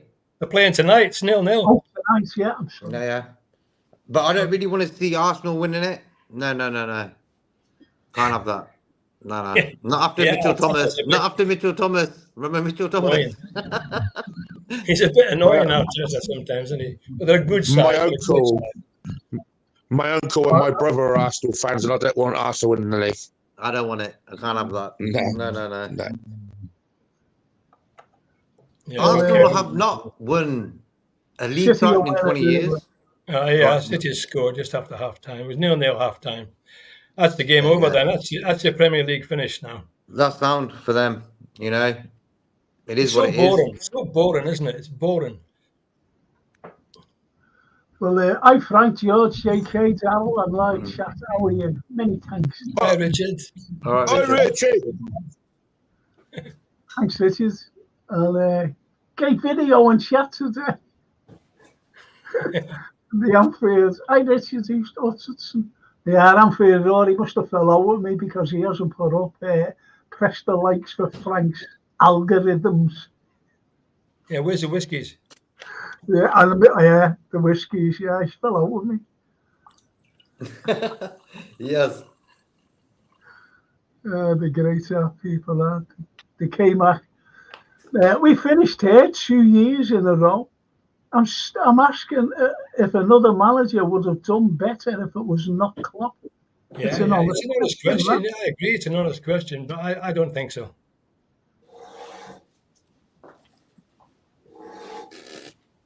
That will be answered at the end of next season. I'll put it this way: if Klopp was being given the money that he desperately needed, we would have finished at the top of the league. Never mind finishing third. But no one accepts that. No one accepts. K-Mac, remember when I've said to you on here, the last time we bought a midfielder in 4 years was Thiago. Yeah. We were screaming out for midfielders. Arthur Mello. And we ended up with Arthur, who played how long? 17 minutes for us. That's how bad it was. Keita. Yeah. I wonder whose tenure that was under. You know, they're going on about Mr. Edwards. Nappy lad. Yeah. Nappy lad. Hang on. Norman, FSG, in my view, have let us down. We have missed out on more titles because they would not back Klopp. No manager would have done for us what he has done in his 9 years. Yeah. Thank you, Jürgen. Really lucky to have had him. Really lucky to have had him. Spot on. And Richard, just come on. He's been watching the game and everything else. And the Anfield Roar, I think he's fell out with. Like, comment, subscribe, and share to everyone around the world, says Richard Hutchinson. I wouldn't watch Manchester United, Manchester City. They just bore me. They're just boring football. Too consistent. For me as well. Not exciting. Yeah. The game yesterday, Liverpool Villa, it was an exciting game. It's a proper game. Proper game of football, wasn't it? Proper game of football. Yeah. And you never knew what the outcome was. Man City is just boring. It is boring. It works, but it's boring. And all them charges, 115 charges. It's a disgrace. I'm going to get the Anfield. Hey, Anfield Roar, I thought you were supposed to come on the show. I'll come on next week. He's saying that today. Doesn't want to show it. Doesn't want to show his face. 115 charges on the way to 4 titles on the bounce, says Mr. Mackay. Yeah. The Anfield Roar, Norman. FSG let us down. Once they didn't strengthen after our CL win, when that moron Henry was on Sky Sports saying we will invest in the next window, and we didn't. Yes, precisely, Anfield. That's the point. It's no use arguing between ourselves. Yeah. And Norman says, then 2 years, 2 years in a row. We finished second in the 2022 Cup year. That's right. Last season, fifth. Third. When was the second and third place finishes in a row? And he's saying that to K-Mac. That's what I thought. Yeah, I thought that was his second. Yeah. Yeah, I know. By a point, 1 point. It's just nuts. So listen, boys. Here's another question. It's going to start with JK. And then Darryl. And then George. And then the chat. Let's see what they say. Who would you want to go? Forget Matip and Thiago. Forget them. That's Deadwood. And then Adrian. Who would you like to see gone in the summer, if anyone? Now, don't forget, we've got to sell to buy. Sell to buy. So we've got to sell players to buy it, bring in players. So who are the most money worth, shall we say? Yeah. For me, that would be Salah. If Trent's energy is going to stay the way it is, he don't really want to play for Liverpool, then for me, he could be going. But for me, them two, Trent and Salah, are the ones who could be the ones who bring in that transfer bucket for the next guy, you know?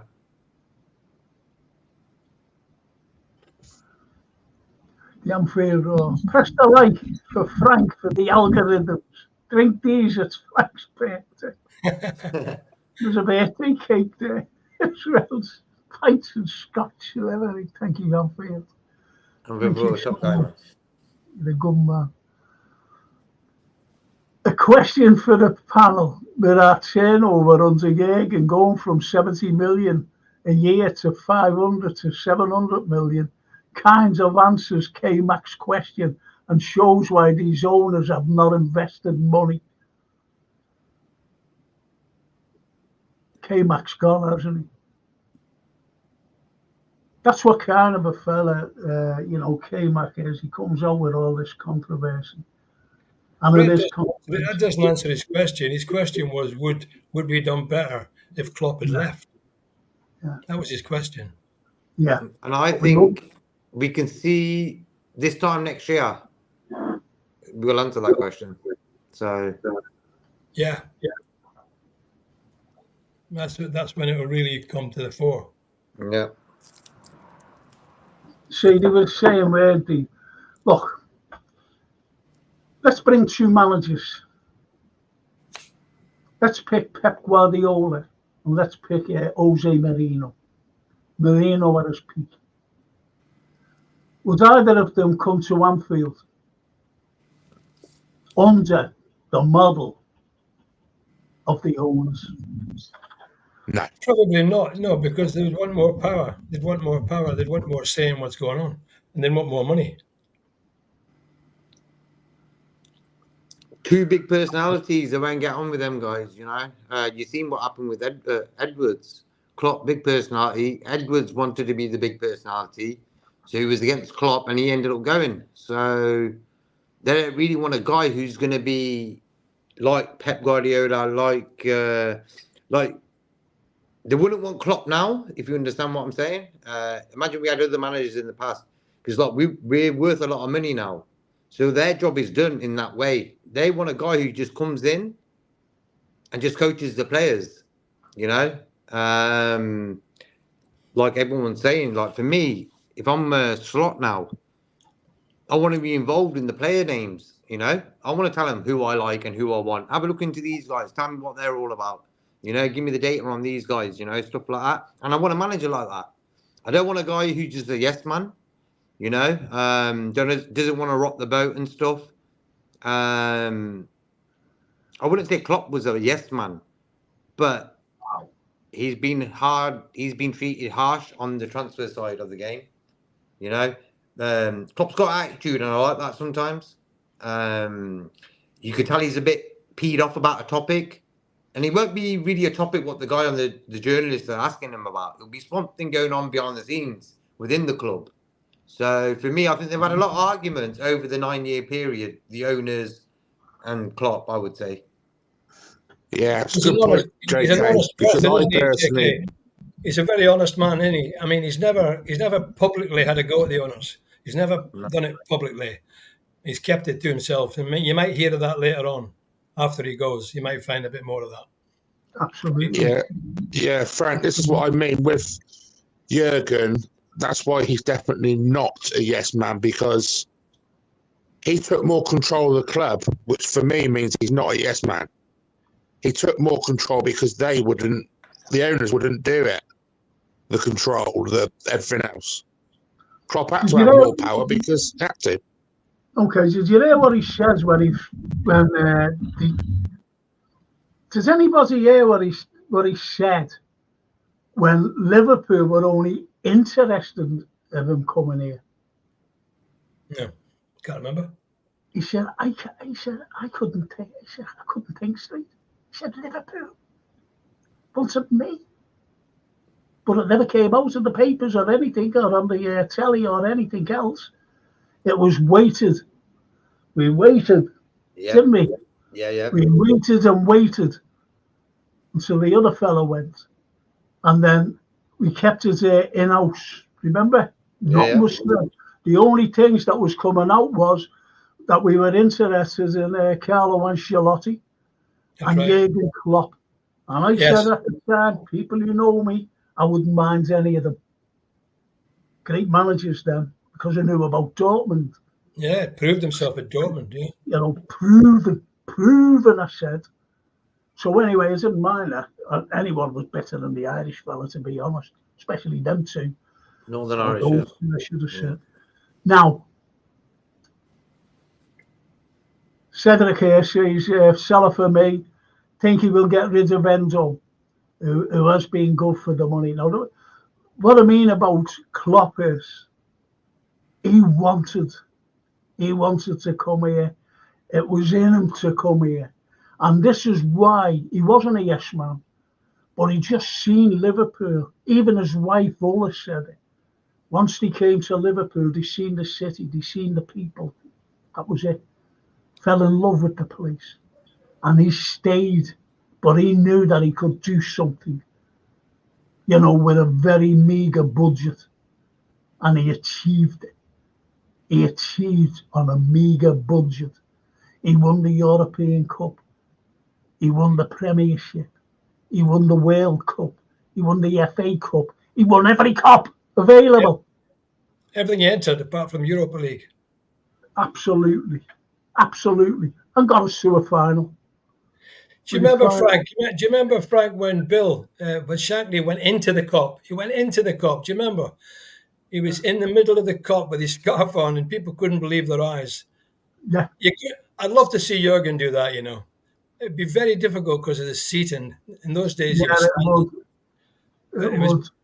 it would be great. Imagine the last day suddenly appeared in a Kop. I mean, it would be incredible, wouldn't it? Security and all sorts, you know, would be difficult these days. But Bill did it. Bill did it. And when you see the Shanks walking around the Kop, and we just won the league, and this big fat copper, you know, kicked the scarf away, and he said, didn't he, that's someone's life. Someone's life, that son. He did up and put it around his neck. And it says it's our life, it's my life.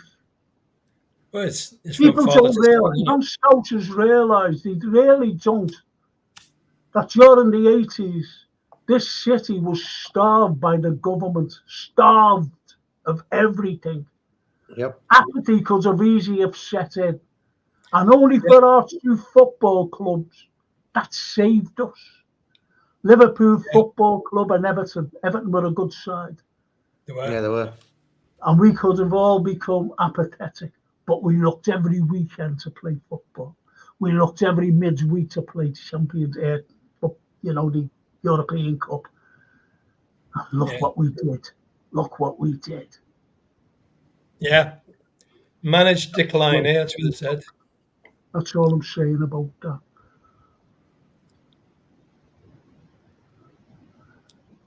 Okay. Abdul Rahim. Yeah, look at that. Abdul Rahim. Hello, Frank, George, JK, Darryl, and everyone. Could you please provide a comprehensive assessment, evaluation, summary, and own opinion for the 23-25 seasons? What should we have done to win more trophies? I'll go straight to studying for a master's degree.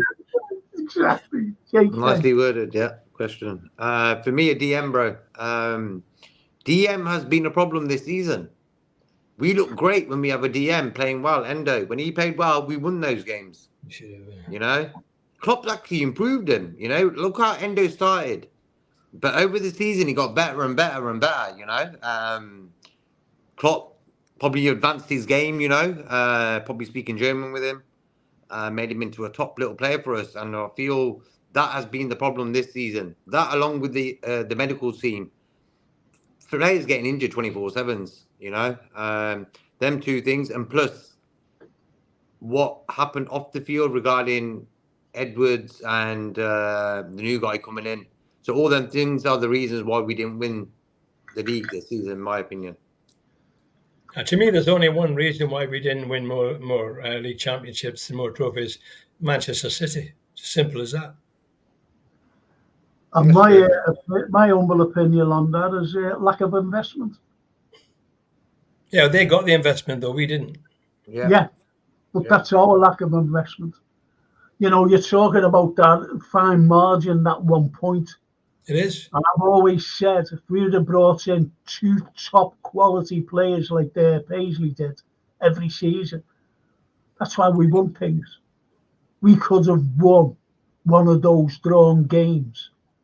Yeah, we were the best team in the league. You know, we could have that lost us the title. That's all that I'm saying.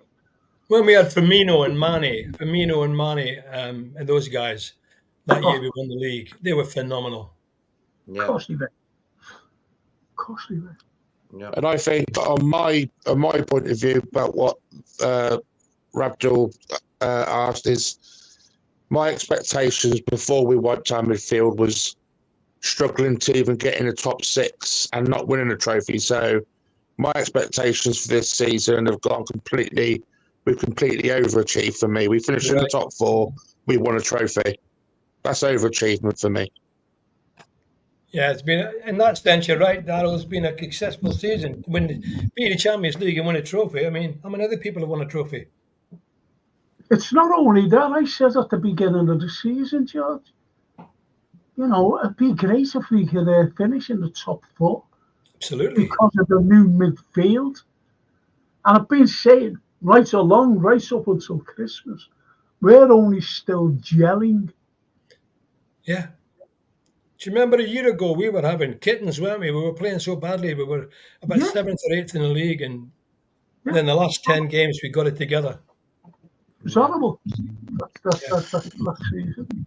Yeah, and Anyway, you've got to think, as well. A season and a half ago, we was playing with Reece Williams and Nat Phillips at the back. Exactly. Yeah.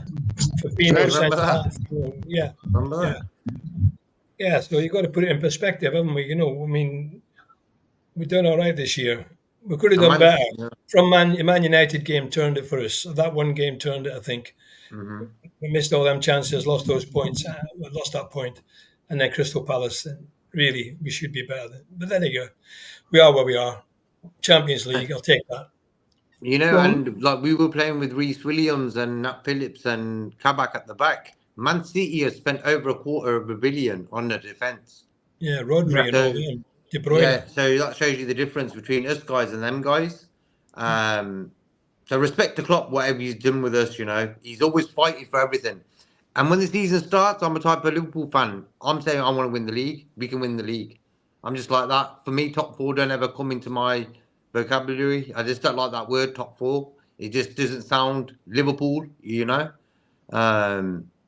want to win the league. You got to go for that. You've got to go for win every game. That's what I want to do. Every game, no matter what manager they're under, every single game I want to win. I think what we need to do next year is tighten the defence up. We're giving too many goals away. That's the second game in a row, 3 goals. We're giving goals away for fun. There's nothing wrong there. We've got to tighten at the back. Really have. Well, okay. You don't lose goals, you don't lose games. Okay, I've asked, who would you like to see gone? And Mr. Mackay says Costas, Jones, Diaz, Gravenberch, Cornetti.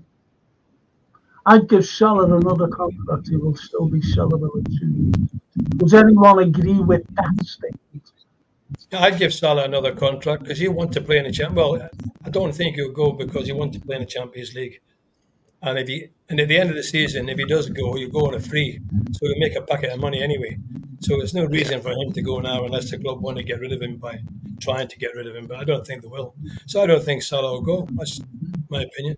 Jones, he's still a young player, Jones, isn't he? I mean, he still get a few.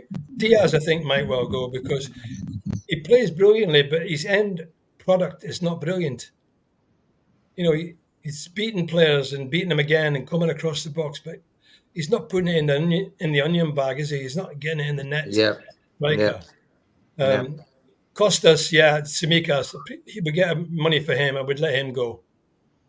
I believe we're getting 40 million for Tsimikas. Well, that's a good fee. That's a good fee for him, isn't it? Top fee. Yeah. You get 60, 70 million for Diaz. Yep. Gravenberch, I don't know, maybe 25 million, 30 million. That's about all you get for him. Yeah, but I'll keep Gravenberch.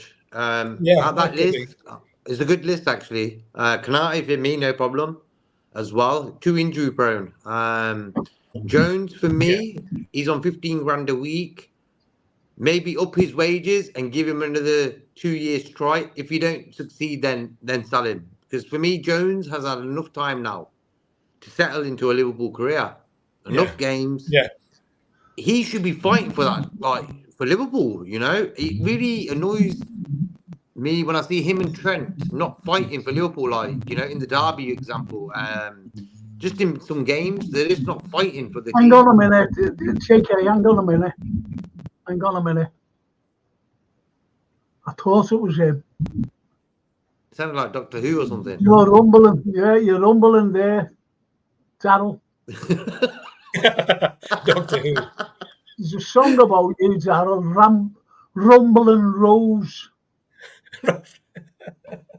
It's okay now, son. I bet you've got your mic on your belly. And that's what was coming through. Is that better now? Oh, that's brilliant. Yeah. No, it's not. Okay.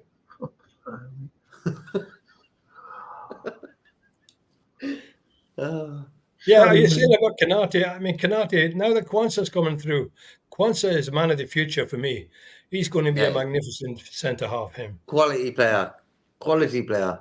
His quality in every way. A great header that was, it's only the first of a few, I think. So Konate, you could let him go, but you might still have to get another centre-half. Exactly. That's why I'd keep Konate, to be honest. Yeah. Yeah. I'm being honest. Yeah, because Matip's going to leave, so we need probably 2 centre-backs, especially a DM. So hope they go for them sort of guys. I think attack-wise, we're cool. We've got 5 good attackers, Not Diaz not being great, but he's the only guy who's actually gives 100% all the time. But he just doesn't put it in the onion bag, as you were saying, George. That's what he just lacks in his game: assists and goals. He's got everything else, He just lacks that. I just wish Nunes could. He's got the talent. He's got all the talent, hasn't he? If he could just settle down and keep on sided, put these chances away, he'd be a big asset. I hope he can. He's probably got 1 more year to prove it. Yeah, 1 more year, I think, with him. If he doesn't do it next season, I think we will be looking to sell him on. Yeah. Do you think that will... Okay, forget the manager and all this. Do you think that we've got a stable squad? Suppose Klopp is still the manager next season. I'll put it like that.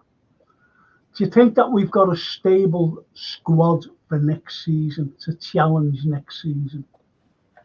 I think we've got the basis of a stable squad. Yeah, I think we've got some young players on the fringes coming through. You've got international players in the team.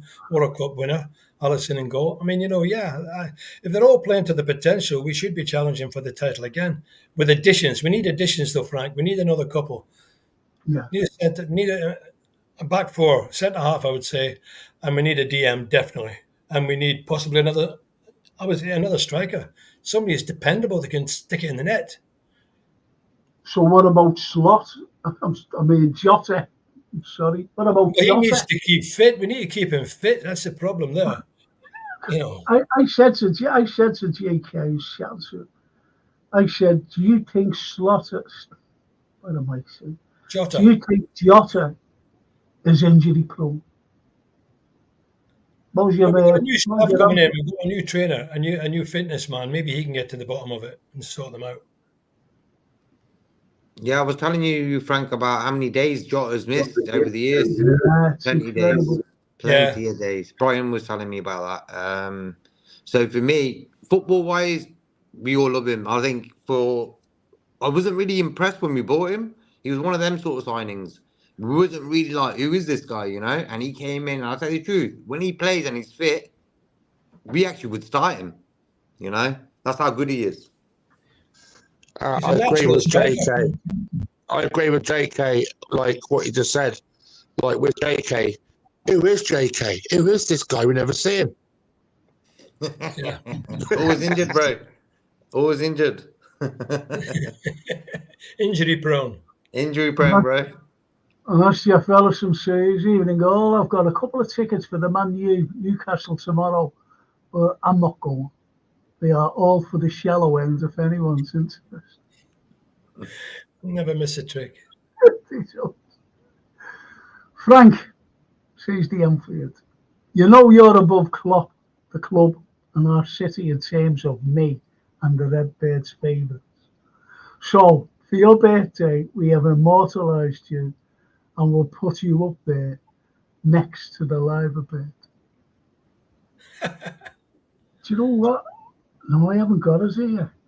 I was scrounging around for something, and what I had, I've got it in a little folder somewhere. I'm not going to find it now.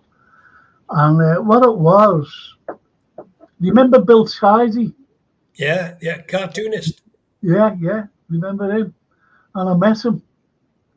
And anyway, it was at Radio Merseyside, and I went in, done me had to do what I had to do, and came out, and Bill and his lovely wife was waiting to go in, and he went like that.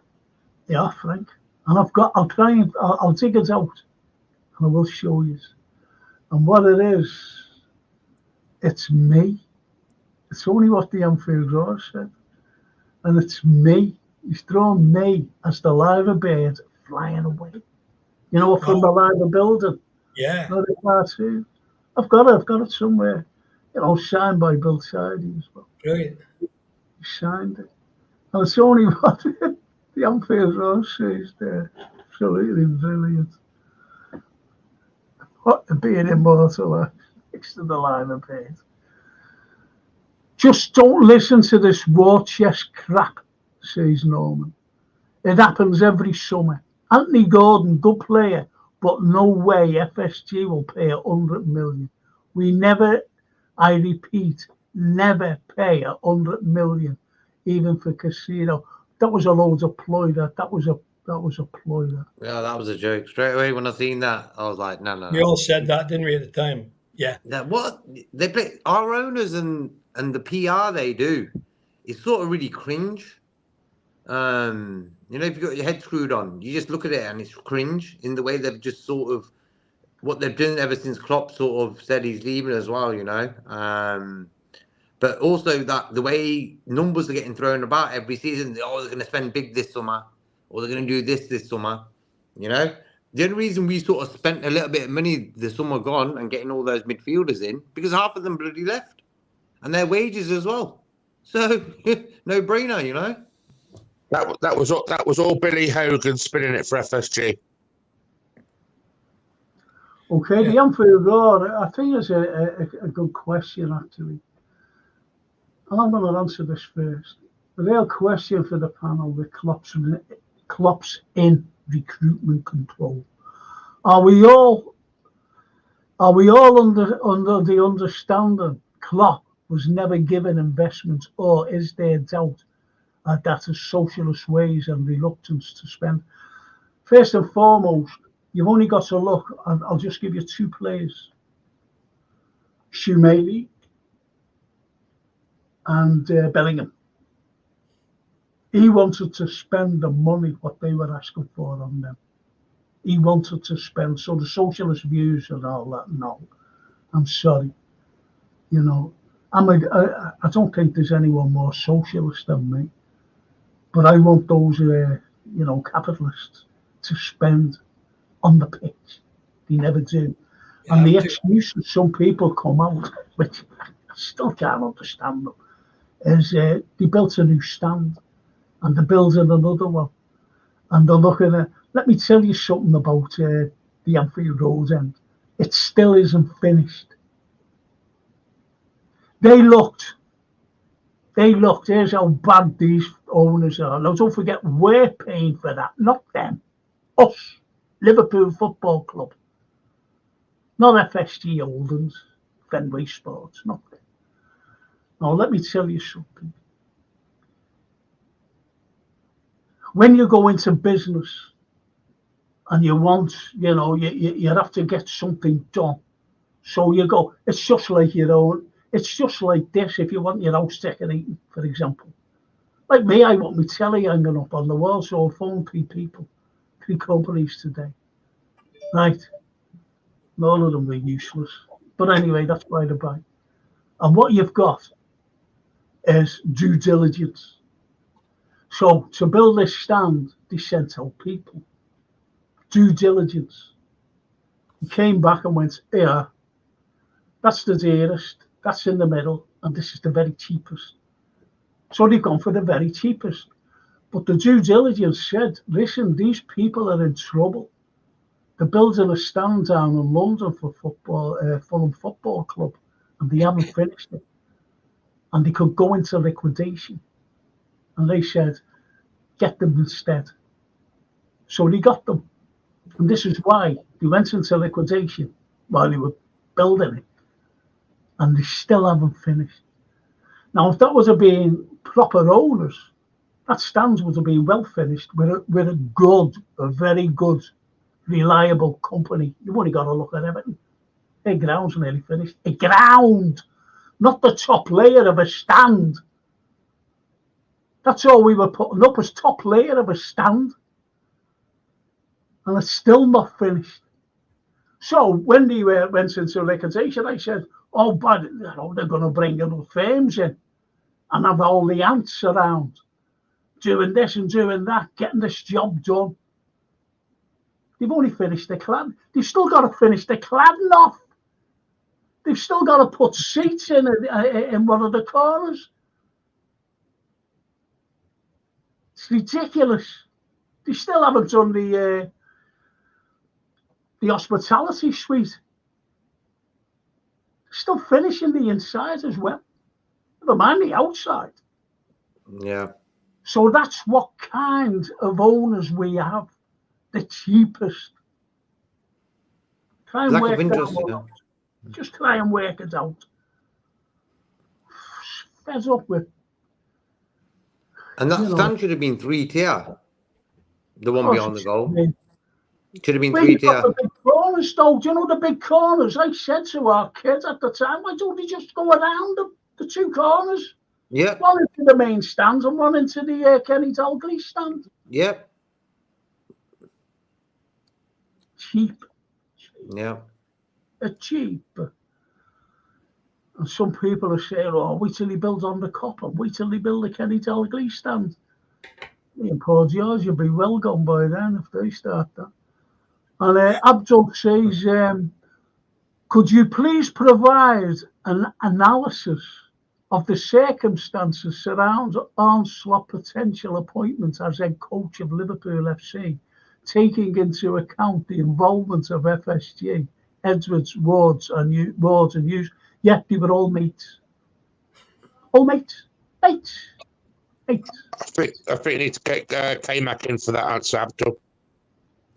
Yeah. You need a few days to answer that one. Get the spreadsheets up, boys. And the Anfield Road things.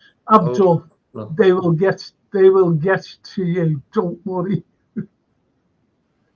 Yeah, I was going to just answer him. I don't like the direction the club's going. Klopp is the last guy who was for the fans. It's hard to explain what I mean in the connection way. Like your old managers, Paisley, Shankly, all these guys, always these type of characters where they were their own bosses. I think this next guy coming in, I think he's sort of just jumping up and down that he's got the chance to go to Liverpool, you know. Excited, whatever, you know. But I feel that I hope he's a bit of not of a yes man guy. I wish he does his own thing and becomes his own man. You know, he doesn't always go with what the owners and Edwards and the people around him are always surrounding him with, telling him this, that, and the other. You know, I want him to be a bit of a character as well, like Klopp, where he's sort of his own guy. You know, he's sort of separating himself from the owners and what they do. Like he's got his own decision making himself. You don't go with what anyone else says. That's for me to be a top manager. You got to go with what you think. You know, you can't always be a yes man in football. Yeah, it's very foreign to what I understand, isn't it? It's really foreign because, you know, the manager in my day was always the boss. And I can't understand how guys in suits in the boardroom can pick players to suit the manager's coaching skills. I just think, you know, it's I know it's the modern way now and it's the way it goes. But if he comes in, he's going to certainly want to coach in his way. He wants to have the players, if he's got anything about him. And if he just allows Edwards and Hughes and the rest to pick the players, how do they know they're going to fit into the system unless they're looking at data sheets? And that don't always work in my view. That's what they work on, Tita. Yeah. Well, football men don't. They work on talent. They work on talent and what's in front of them. That's it. And I'm just going to go through a few little things here. This is Hutchinson. Will there be a way to get rid of FSG? The answer is no. No. Unfortunately. Norman, how long is that small corner? I've just mentioned that, haven't I? How long is that small corner taken? It's embarrassing. Of course, it's the whole lot's an embarrassment. Norman, you're ready for next season. Next season. Yeah. The most famous words. Best game of next season. Pathetic. They're our oldest for you. I'm sorry, Norman. I do like Curtis, but I feel he has established himself. I just don't think he ever will be a first team player I wanted him to be. Might be right. Bang on. That's a good point. A very good point, actually. It really is a very good point. Oh, my mate. Even if Frank and guest and chat, DW. Oh, are you, DW? Evening, Dave. Evening. Great fella. Love him. And when was that sent? Yeah. Oh, he's still be with us. Norman. We could easily fill 100,000 stadium. We need owners to match our ambition. I want Liverpool to be the best and conquer the bloody world. Like George's manager once said, the great Shanks. That's what he did say, conquer the world. I want a team that will conquer the bloody world. Conquer the bloody world. They'll all come here and be beaten. They'll all come here and be beaten. Every one of them. It's brilliant. But it's true what he's saying. We need owners to match our ambition. You know, Yeah. the true Liverpool fan that's the reason why we moan about the owners, because they don't match our ambitions. You know, we want Champions Leagues and titles. So for me, top four, like that don't come into my vocabulary. As I said before, for me, I want the league titles and Champions Leagues because that's our ambition as Liverpool fans. We're used to that success. You know, these owners are not like that. They're just happy to go with the flow. They made £600 million profit last season. Thank you. Bye-bye. Well, that's I think that's a very good point you've just made there. When we brought them in, I didn't want them in the first place. Not Americans, they're hedge funders, and that's what they are. If you know your economics, hedge funder, money ballers. Yes. It's exactly what they haven't a clue. They really haven't, and they just see like Liverpool as these owners are in.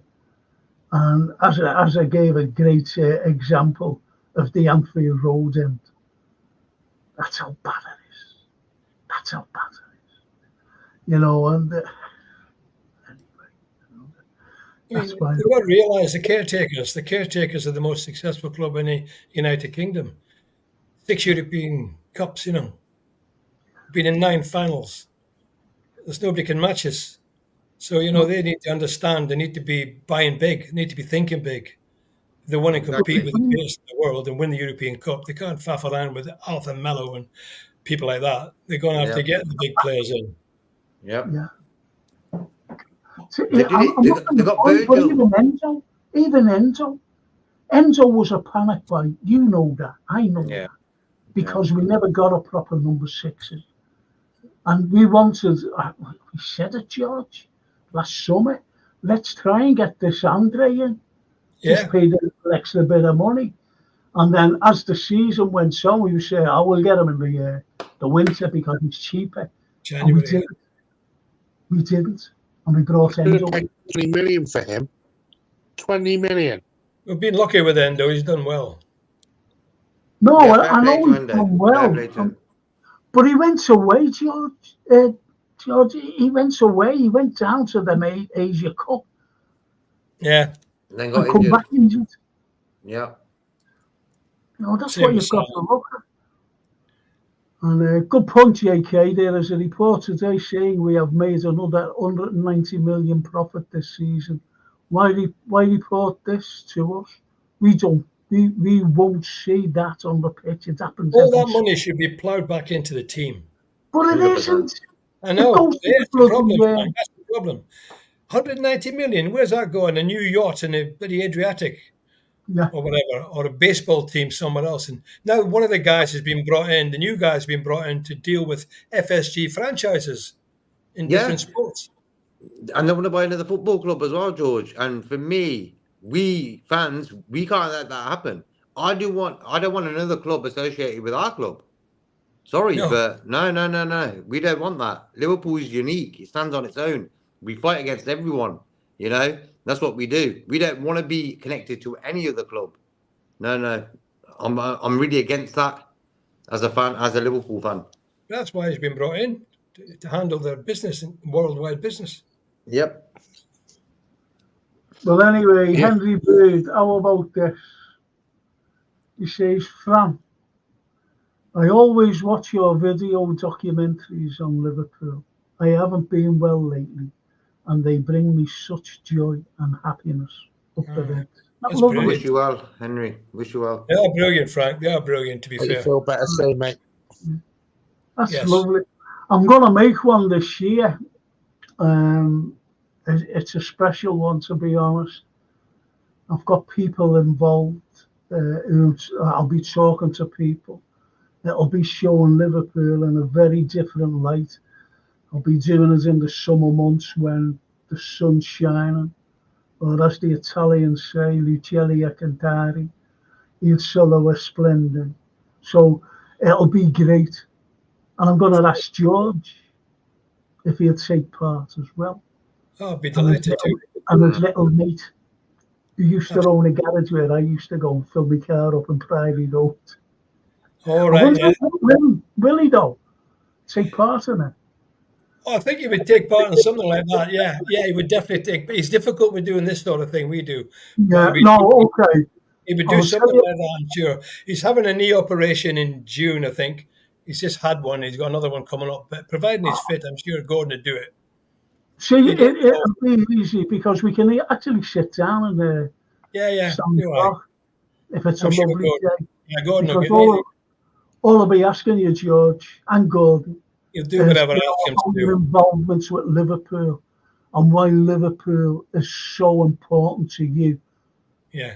Not then, as it is then, as it was then, but Yeah. today.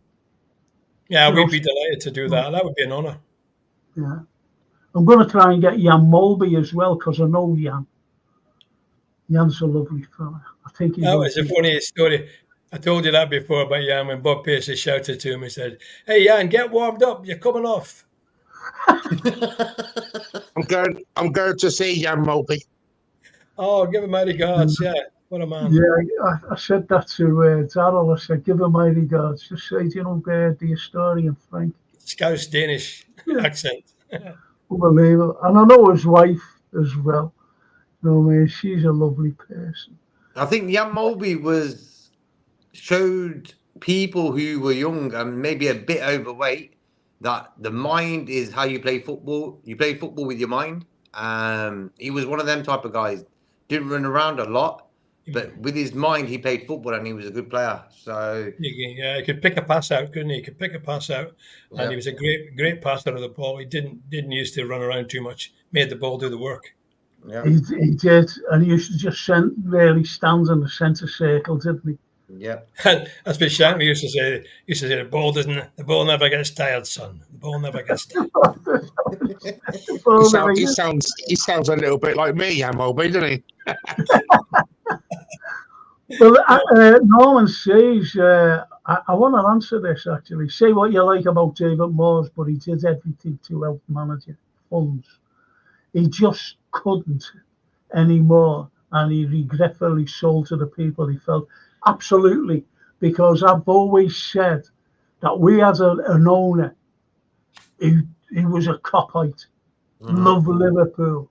He built the Kenny Dalglish stand. He built the Cop. He built the Anfield Road upper end. He was a supporter, wasn't he, as well? Yeah, and still bought players. But he just couldn't do it anymore, especially with Darren Bribovic coming in. Yeah. Couldn't compete. That was it. He said, I can't afford. He knew what was happening, all these people coming in. He said, I can't afford it. But he did regret selling to Hicks and Gillette, the Americans, when he should have sold to Sheikh Maktoum. Really were bad.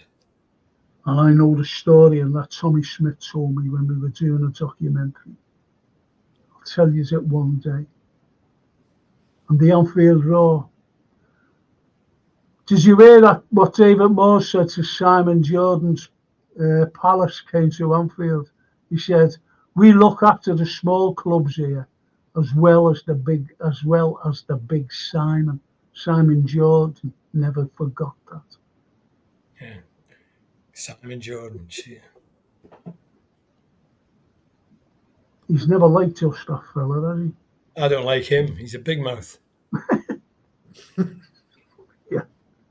Well, as someone said before, we don't hate anybody, we only hate the Manx. Yeah. Right, so, listen, boys, I know that you've got to go, George. I'm absolutely shattered. And Yeah, I've got to go and get my Horlicks. I've got to get up to Newcastle, giving a talk at 12 o'clock. So I don't think I'll make it, to be honest. No, I've got to go take my wife to the hospital in the morning. She's having an injection in her hip. You're right. You're right. Yeah, Yeah. it's just one of these steroid injections, so it'll be a bit painful. So I need to take her and drive her down, drive her back. Yeah. All right, George. I hope she's all right, George. Yeah, thanks. What else is she going to? Arrow Park Arrow Park. on the Whittle. Yeah. Yeah, it's not far then, is it, really, from where you live? 10 minutes, 15 minutes, Frank. Yeah, no problem at all. Yeah. Tottenham, yeah. I think Richard got it 2-0 to City. Oh, yeah. I thought we were missing a game. We're doing a show and Liverpool are playing. Exactly, yeah. We're doing a post-match. So listen, George, you'll be at the game, won't you, on Sunday? Unfortunately, I won't be because my two grandsons and my son, they want the tickets. So I've decided to let them go. I mean, I've had all my glory years, so let them see that. I'll Brilliant. George, if you don't mind, please, we're going to have a post-match. When is that? On Sunday. Yeah, I will, because I'm going away on holiday on Monday. I'll be away for a couple of weeks. That's nice. On Monday. So will you come on Sunday? Come on Sunday, yeah. Come on Sunday. Excellent. We'll only be, us again, and we'll give Jürgen a great send-off. Yeah, I'll come on for an hour and a half. I'll come on for an hour and a half because I'm up early on Monday to head off. So shut up, George. You're going on now. You know what I mean? You're getting on our nerves. All right, I love boys. No, it'll be good. I think it'll be an early one as well, George. To be honest, a little post thing. The other night was too late for me. I was a bit depressed after that result, so I went off to bed. So that'll be good. And TW, thank you, Frank and friends. That's bless, bro. That's good. Thank you. And the Anfield Road, would you like to come on with George, Darryl, and JK? Just us 5. Would you like that? Yeah, that's cool. Yeah. So we'll have you on Sunday if you're not going to the game. Frank, our owners are, as you like saying in Italian, a bunch of fugazi calpitazzino. I'm glad that lots of us don't translate. No, I won't translate, can't. Get the sack. I would say to Jürgen before he goes, io che amo solo te. Yeah, there you go, you see. Can I ask where you go, George, on your roles? I'm going to Yorkshire. Yorkshire. You're not going abroad, no. We're not going abroad this year because Carl's still recovering from, Yeah. Very, very bad COVID. So she's still recovering. So we'll be going away on holiday next. We're going to the Lake District in August. I love it. That's my favourite place in England, the Lakes. Can I tell you where to go? I don't mean it literally. Can I tell you where to go when you go to Yorkshire? 2 places. Go on. Go to York Minster, York itself, and the Railway Museum. Yes. But also try and make it. I think your lovely wife would love this. Yes. Howard Country, the way the Brontes. The Brontes sisters, Haworth, Yeah, I'm sure we'll be able to take it all that. Yeah. Be looking forward to all that, yeah. Hope the weather's nice, that's the main thing. Nice and relaxing.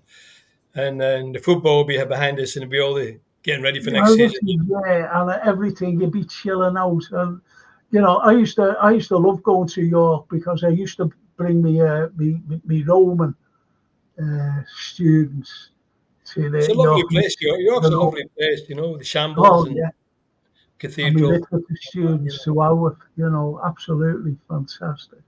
It really is. Yeah, he's just put a question on there, and yes, I'm okay for June the 1st. Yeah, I was just going to Yeah, say I'll be that. back for that. I've got it in my diary. Yes, that's That'll be good. at Hotel Anfield. That'll Yeah, be good. That'll look be forward to good. that. Yeah, I'll sign the book for him. Yeah, no problem. All right, George. So, George, I'll see you on Sunday. If See you that's Sunday okay. night. See you, Darryl. Bye, George. Take it Okay. easy, mate. George, take care now. Take care. Bye-bye. Great him, isn't he? How's George? He's a malingerer. Great show, fellas. Well done, everyone. Best wishes to all. Thank you. Thank you so much. And he's thanking, Norman's thanking George. Okay, George, thanks. So anyway, JK and Darryl, thank you for tonight. That's right. He's such a nice fella, George, isn't he? You know, and speaks a lot of common sense. I guess I just get carried away, you know, myself, because that's the way we are.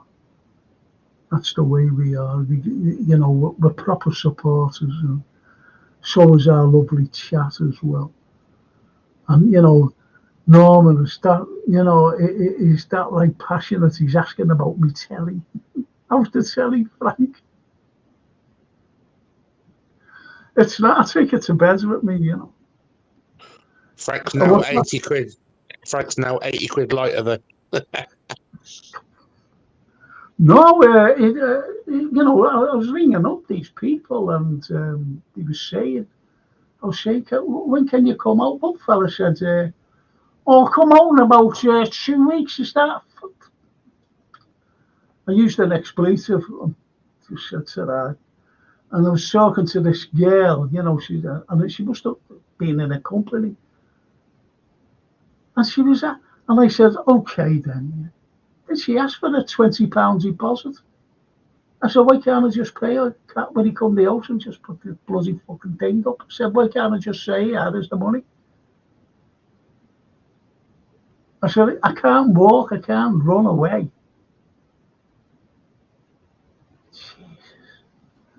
Conning and Company's, Frank.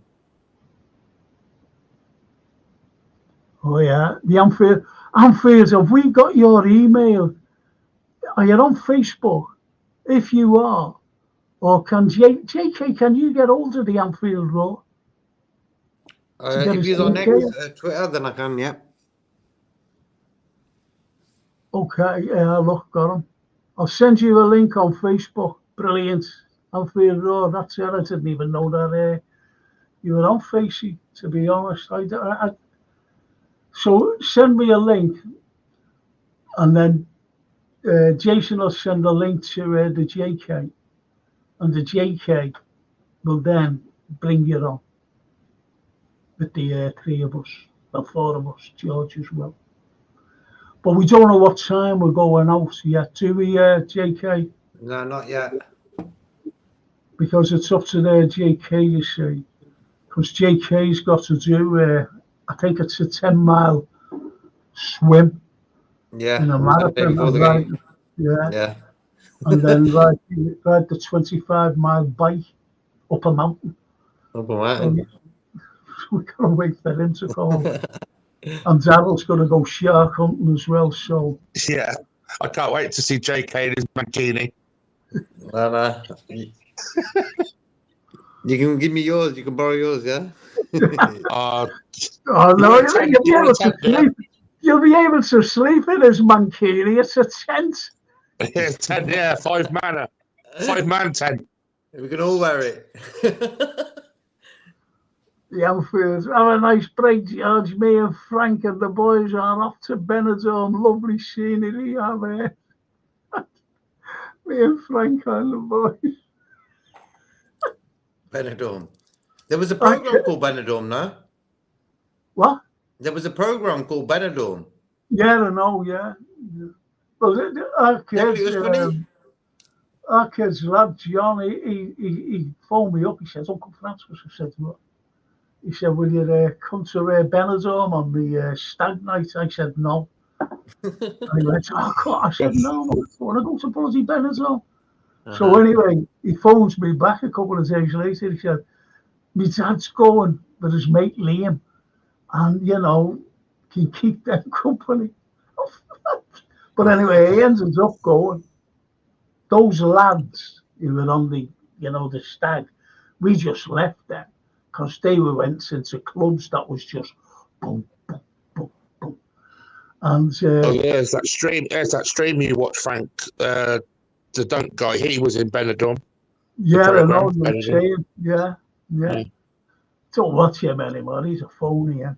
But anyway, what has happened was, as kids said, hey, I'll take you to this little snidey place. So we went to this snidey, and there was a girl named Tricky Vicky or Sticky Vicky or something Vicky anyway. And I said, I'm not watching that, and walked out. And that kid and Liam came after me. He said, well, I said, no, I don't want to watch things like that. It was shocking. It wasn't natural. Put me off sex for the rest of my life.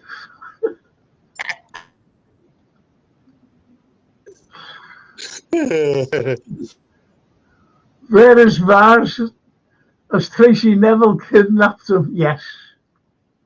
Tracy Neville, yes. No, Vars won't be coming on anymore. No way. Love that, George. Great fella, says the Anfield. All right, then. So I'll see you on Thursday. Are we doing on Thursday? Or do you want to leave it until Sunday? We can decide. Sunday. Yeah. All right, so we'll decide within the next, 36 hours whether to have a Thursday one. Is that okay? That sound. Okay. Let me know. So the other fella. Look, Henry Bird, Sticky Vicky, he goes there every year to see Sticky. Do you actually know what she did, Frank? No, I don't want to know. I've seen it, and I went, I'm not having that. And that kid said, you're the right breed. I said, that's disgusting.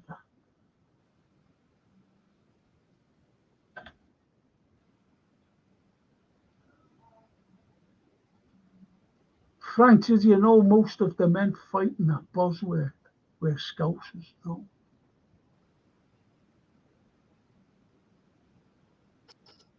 Frank, do I look good in the Glasses Club? Oh, yeah. Got to wear them now. Yeah, super cool, then. You look like an ITV football reporter.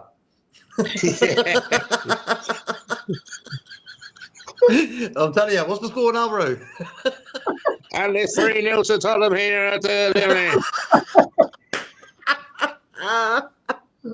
Tottenham come back and beat City 4-2. Wicked. Yeah, that Norman says, have a club memories up one Thursday, maybe. Just a night. No, I think that's a great idea, yeah. We great can do that, idea. We will, Norman. Yeah. And call centre agent Al, says Norman. All right, cool. Then, boys. So within 36 hours, let me know, please, JK. Yeah, that's fine. We could do a Klopp memories. Yeah, okay. The chat can get involved. All right, well, that's sorted then. Thanks for the chat. Nice chat. These are brilliant, these lads, aren't they? And I don't know what happened to our Dutch friends, Just and the other fella, Mr. Klump. I don't know what happened to them. Maybe they don't like us because we're just too honest with our opinions. But the rest of the lads are brilliant. Thank you so much. And see you all on Thursday. Thank you. Cheers. Peace. Thank you.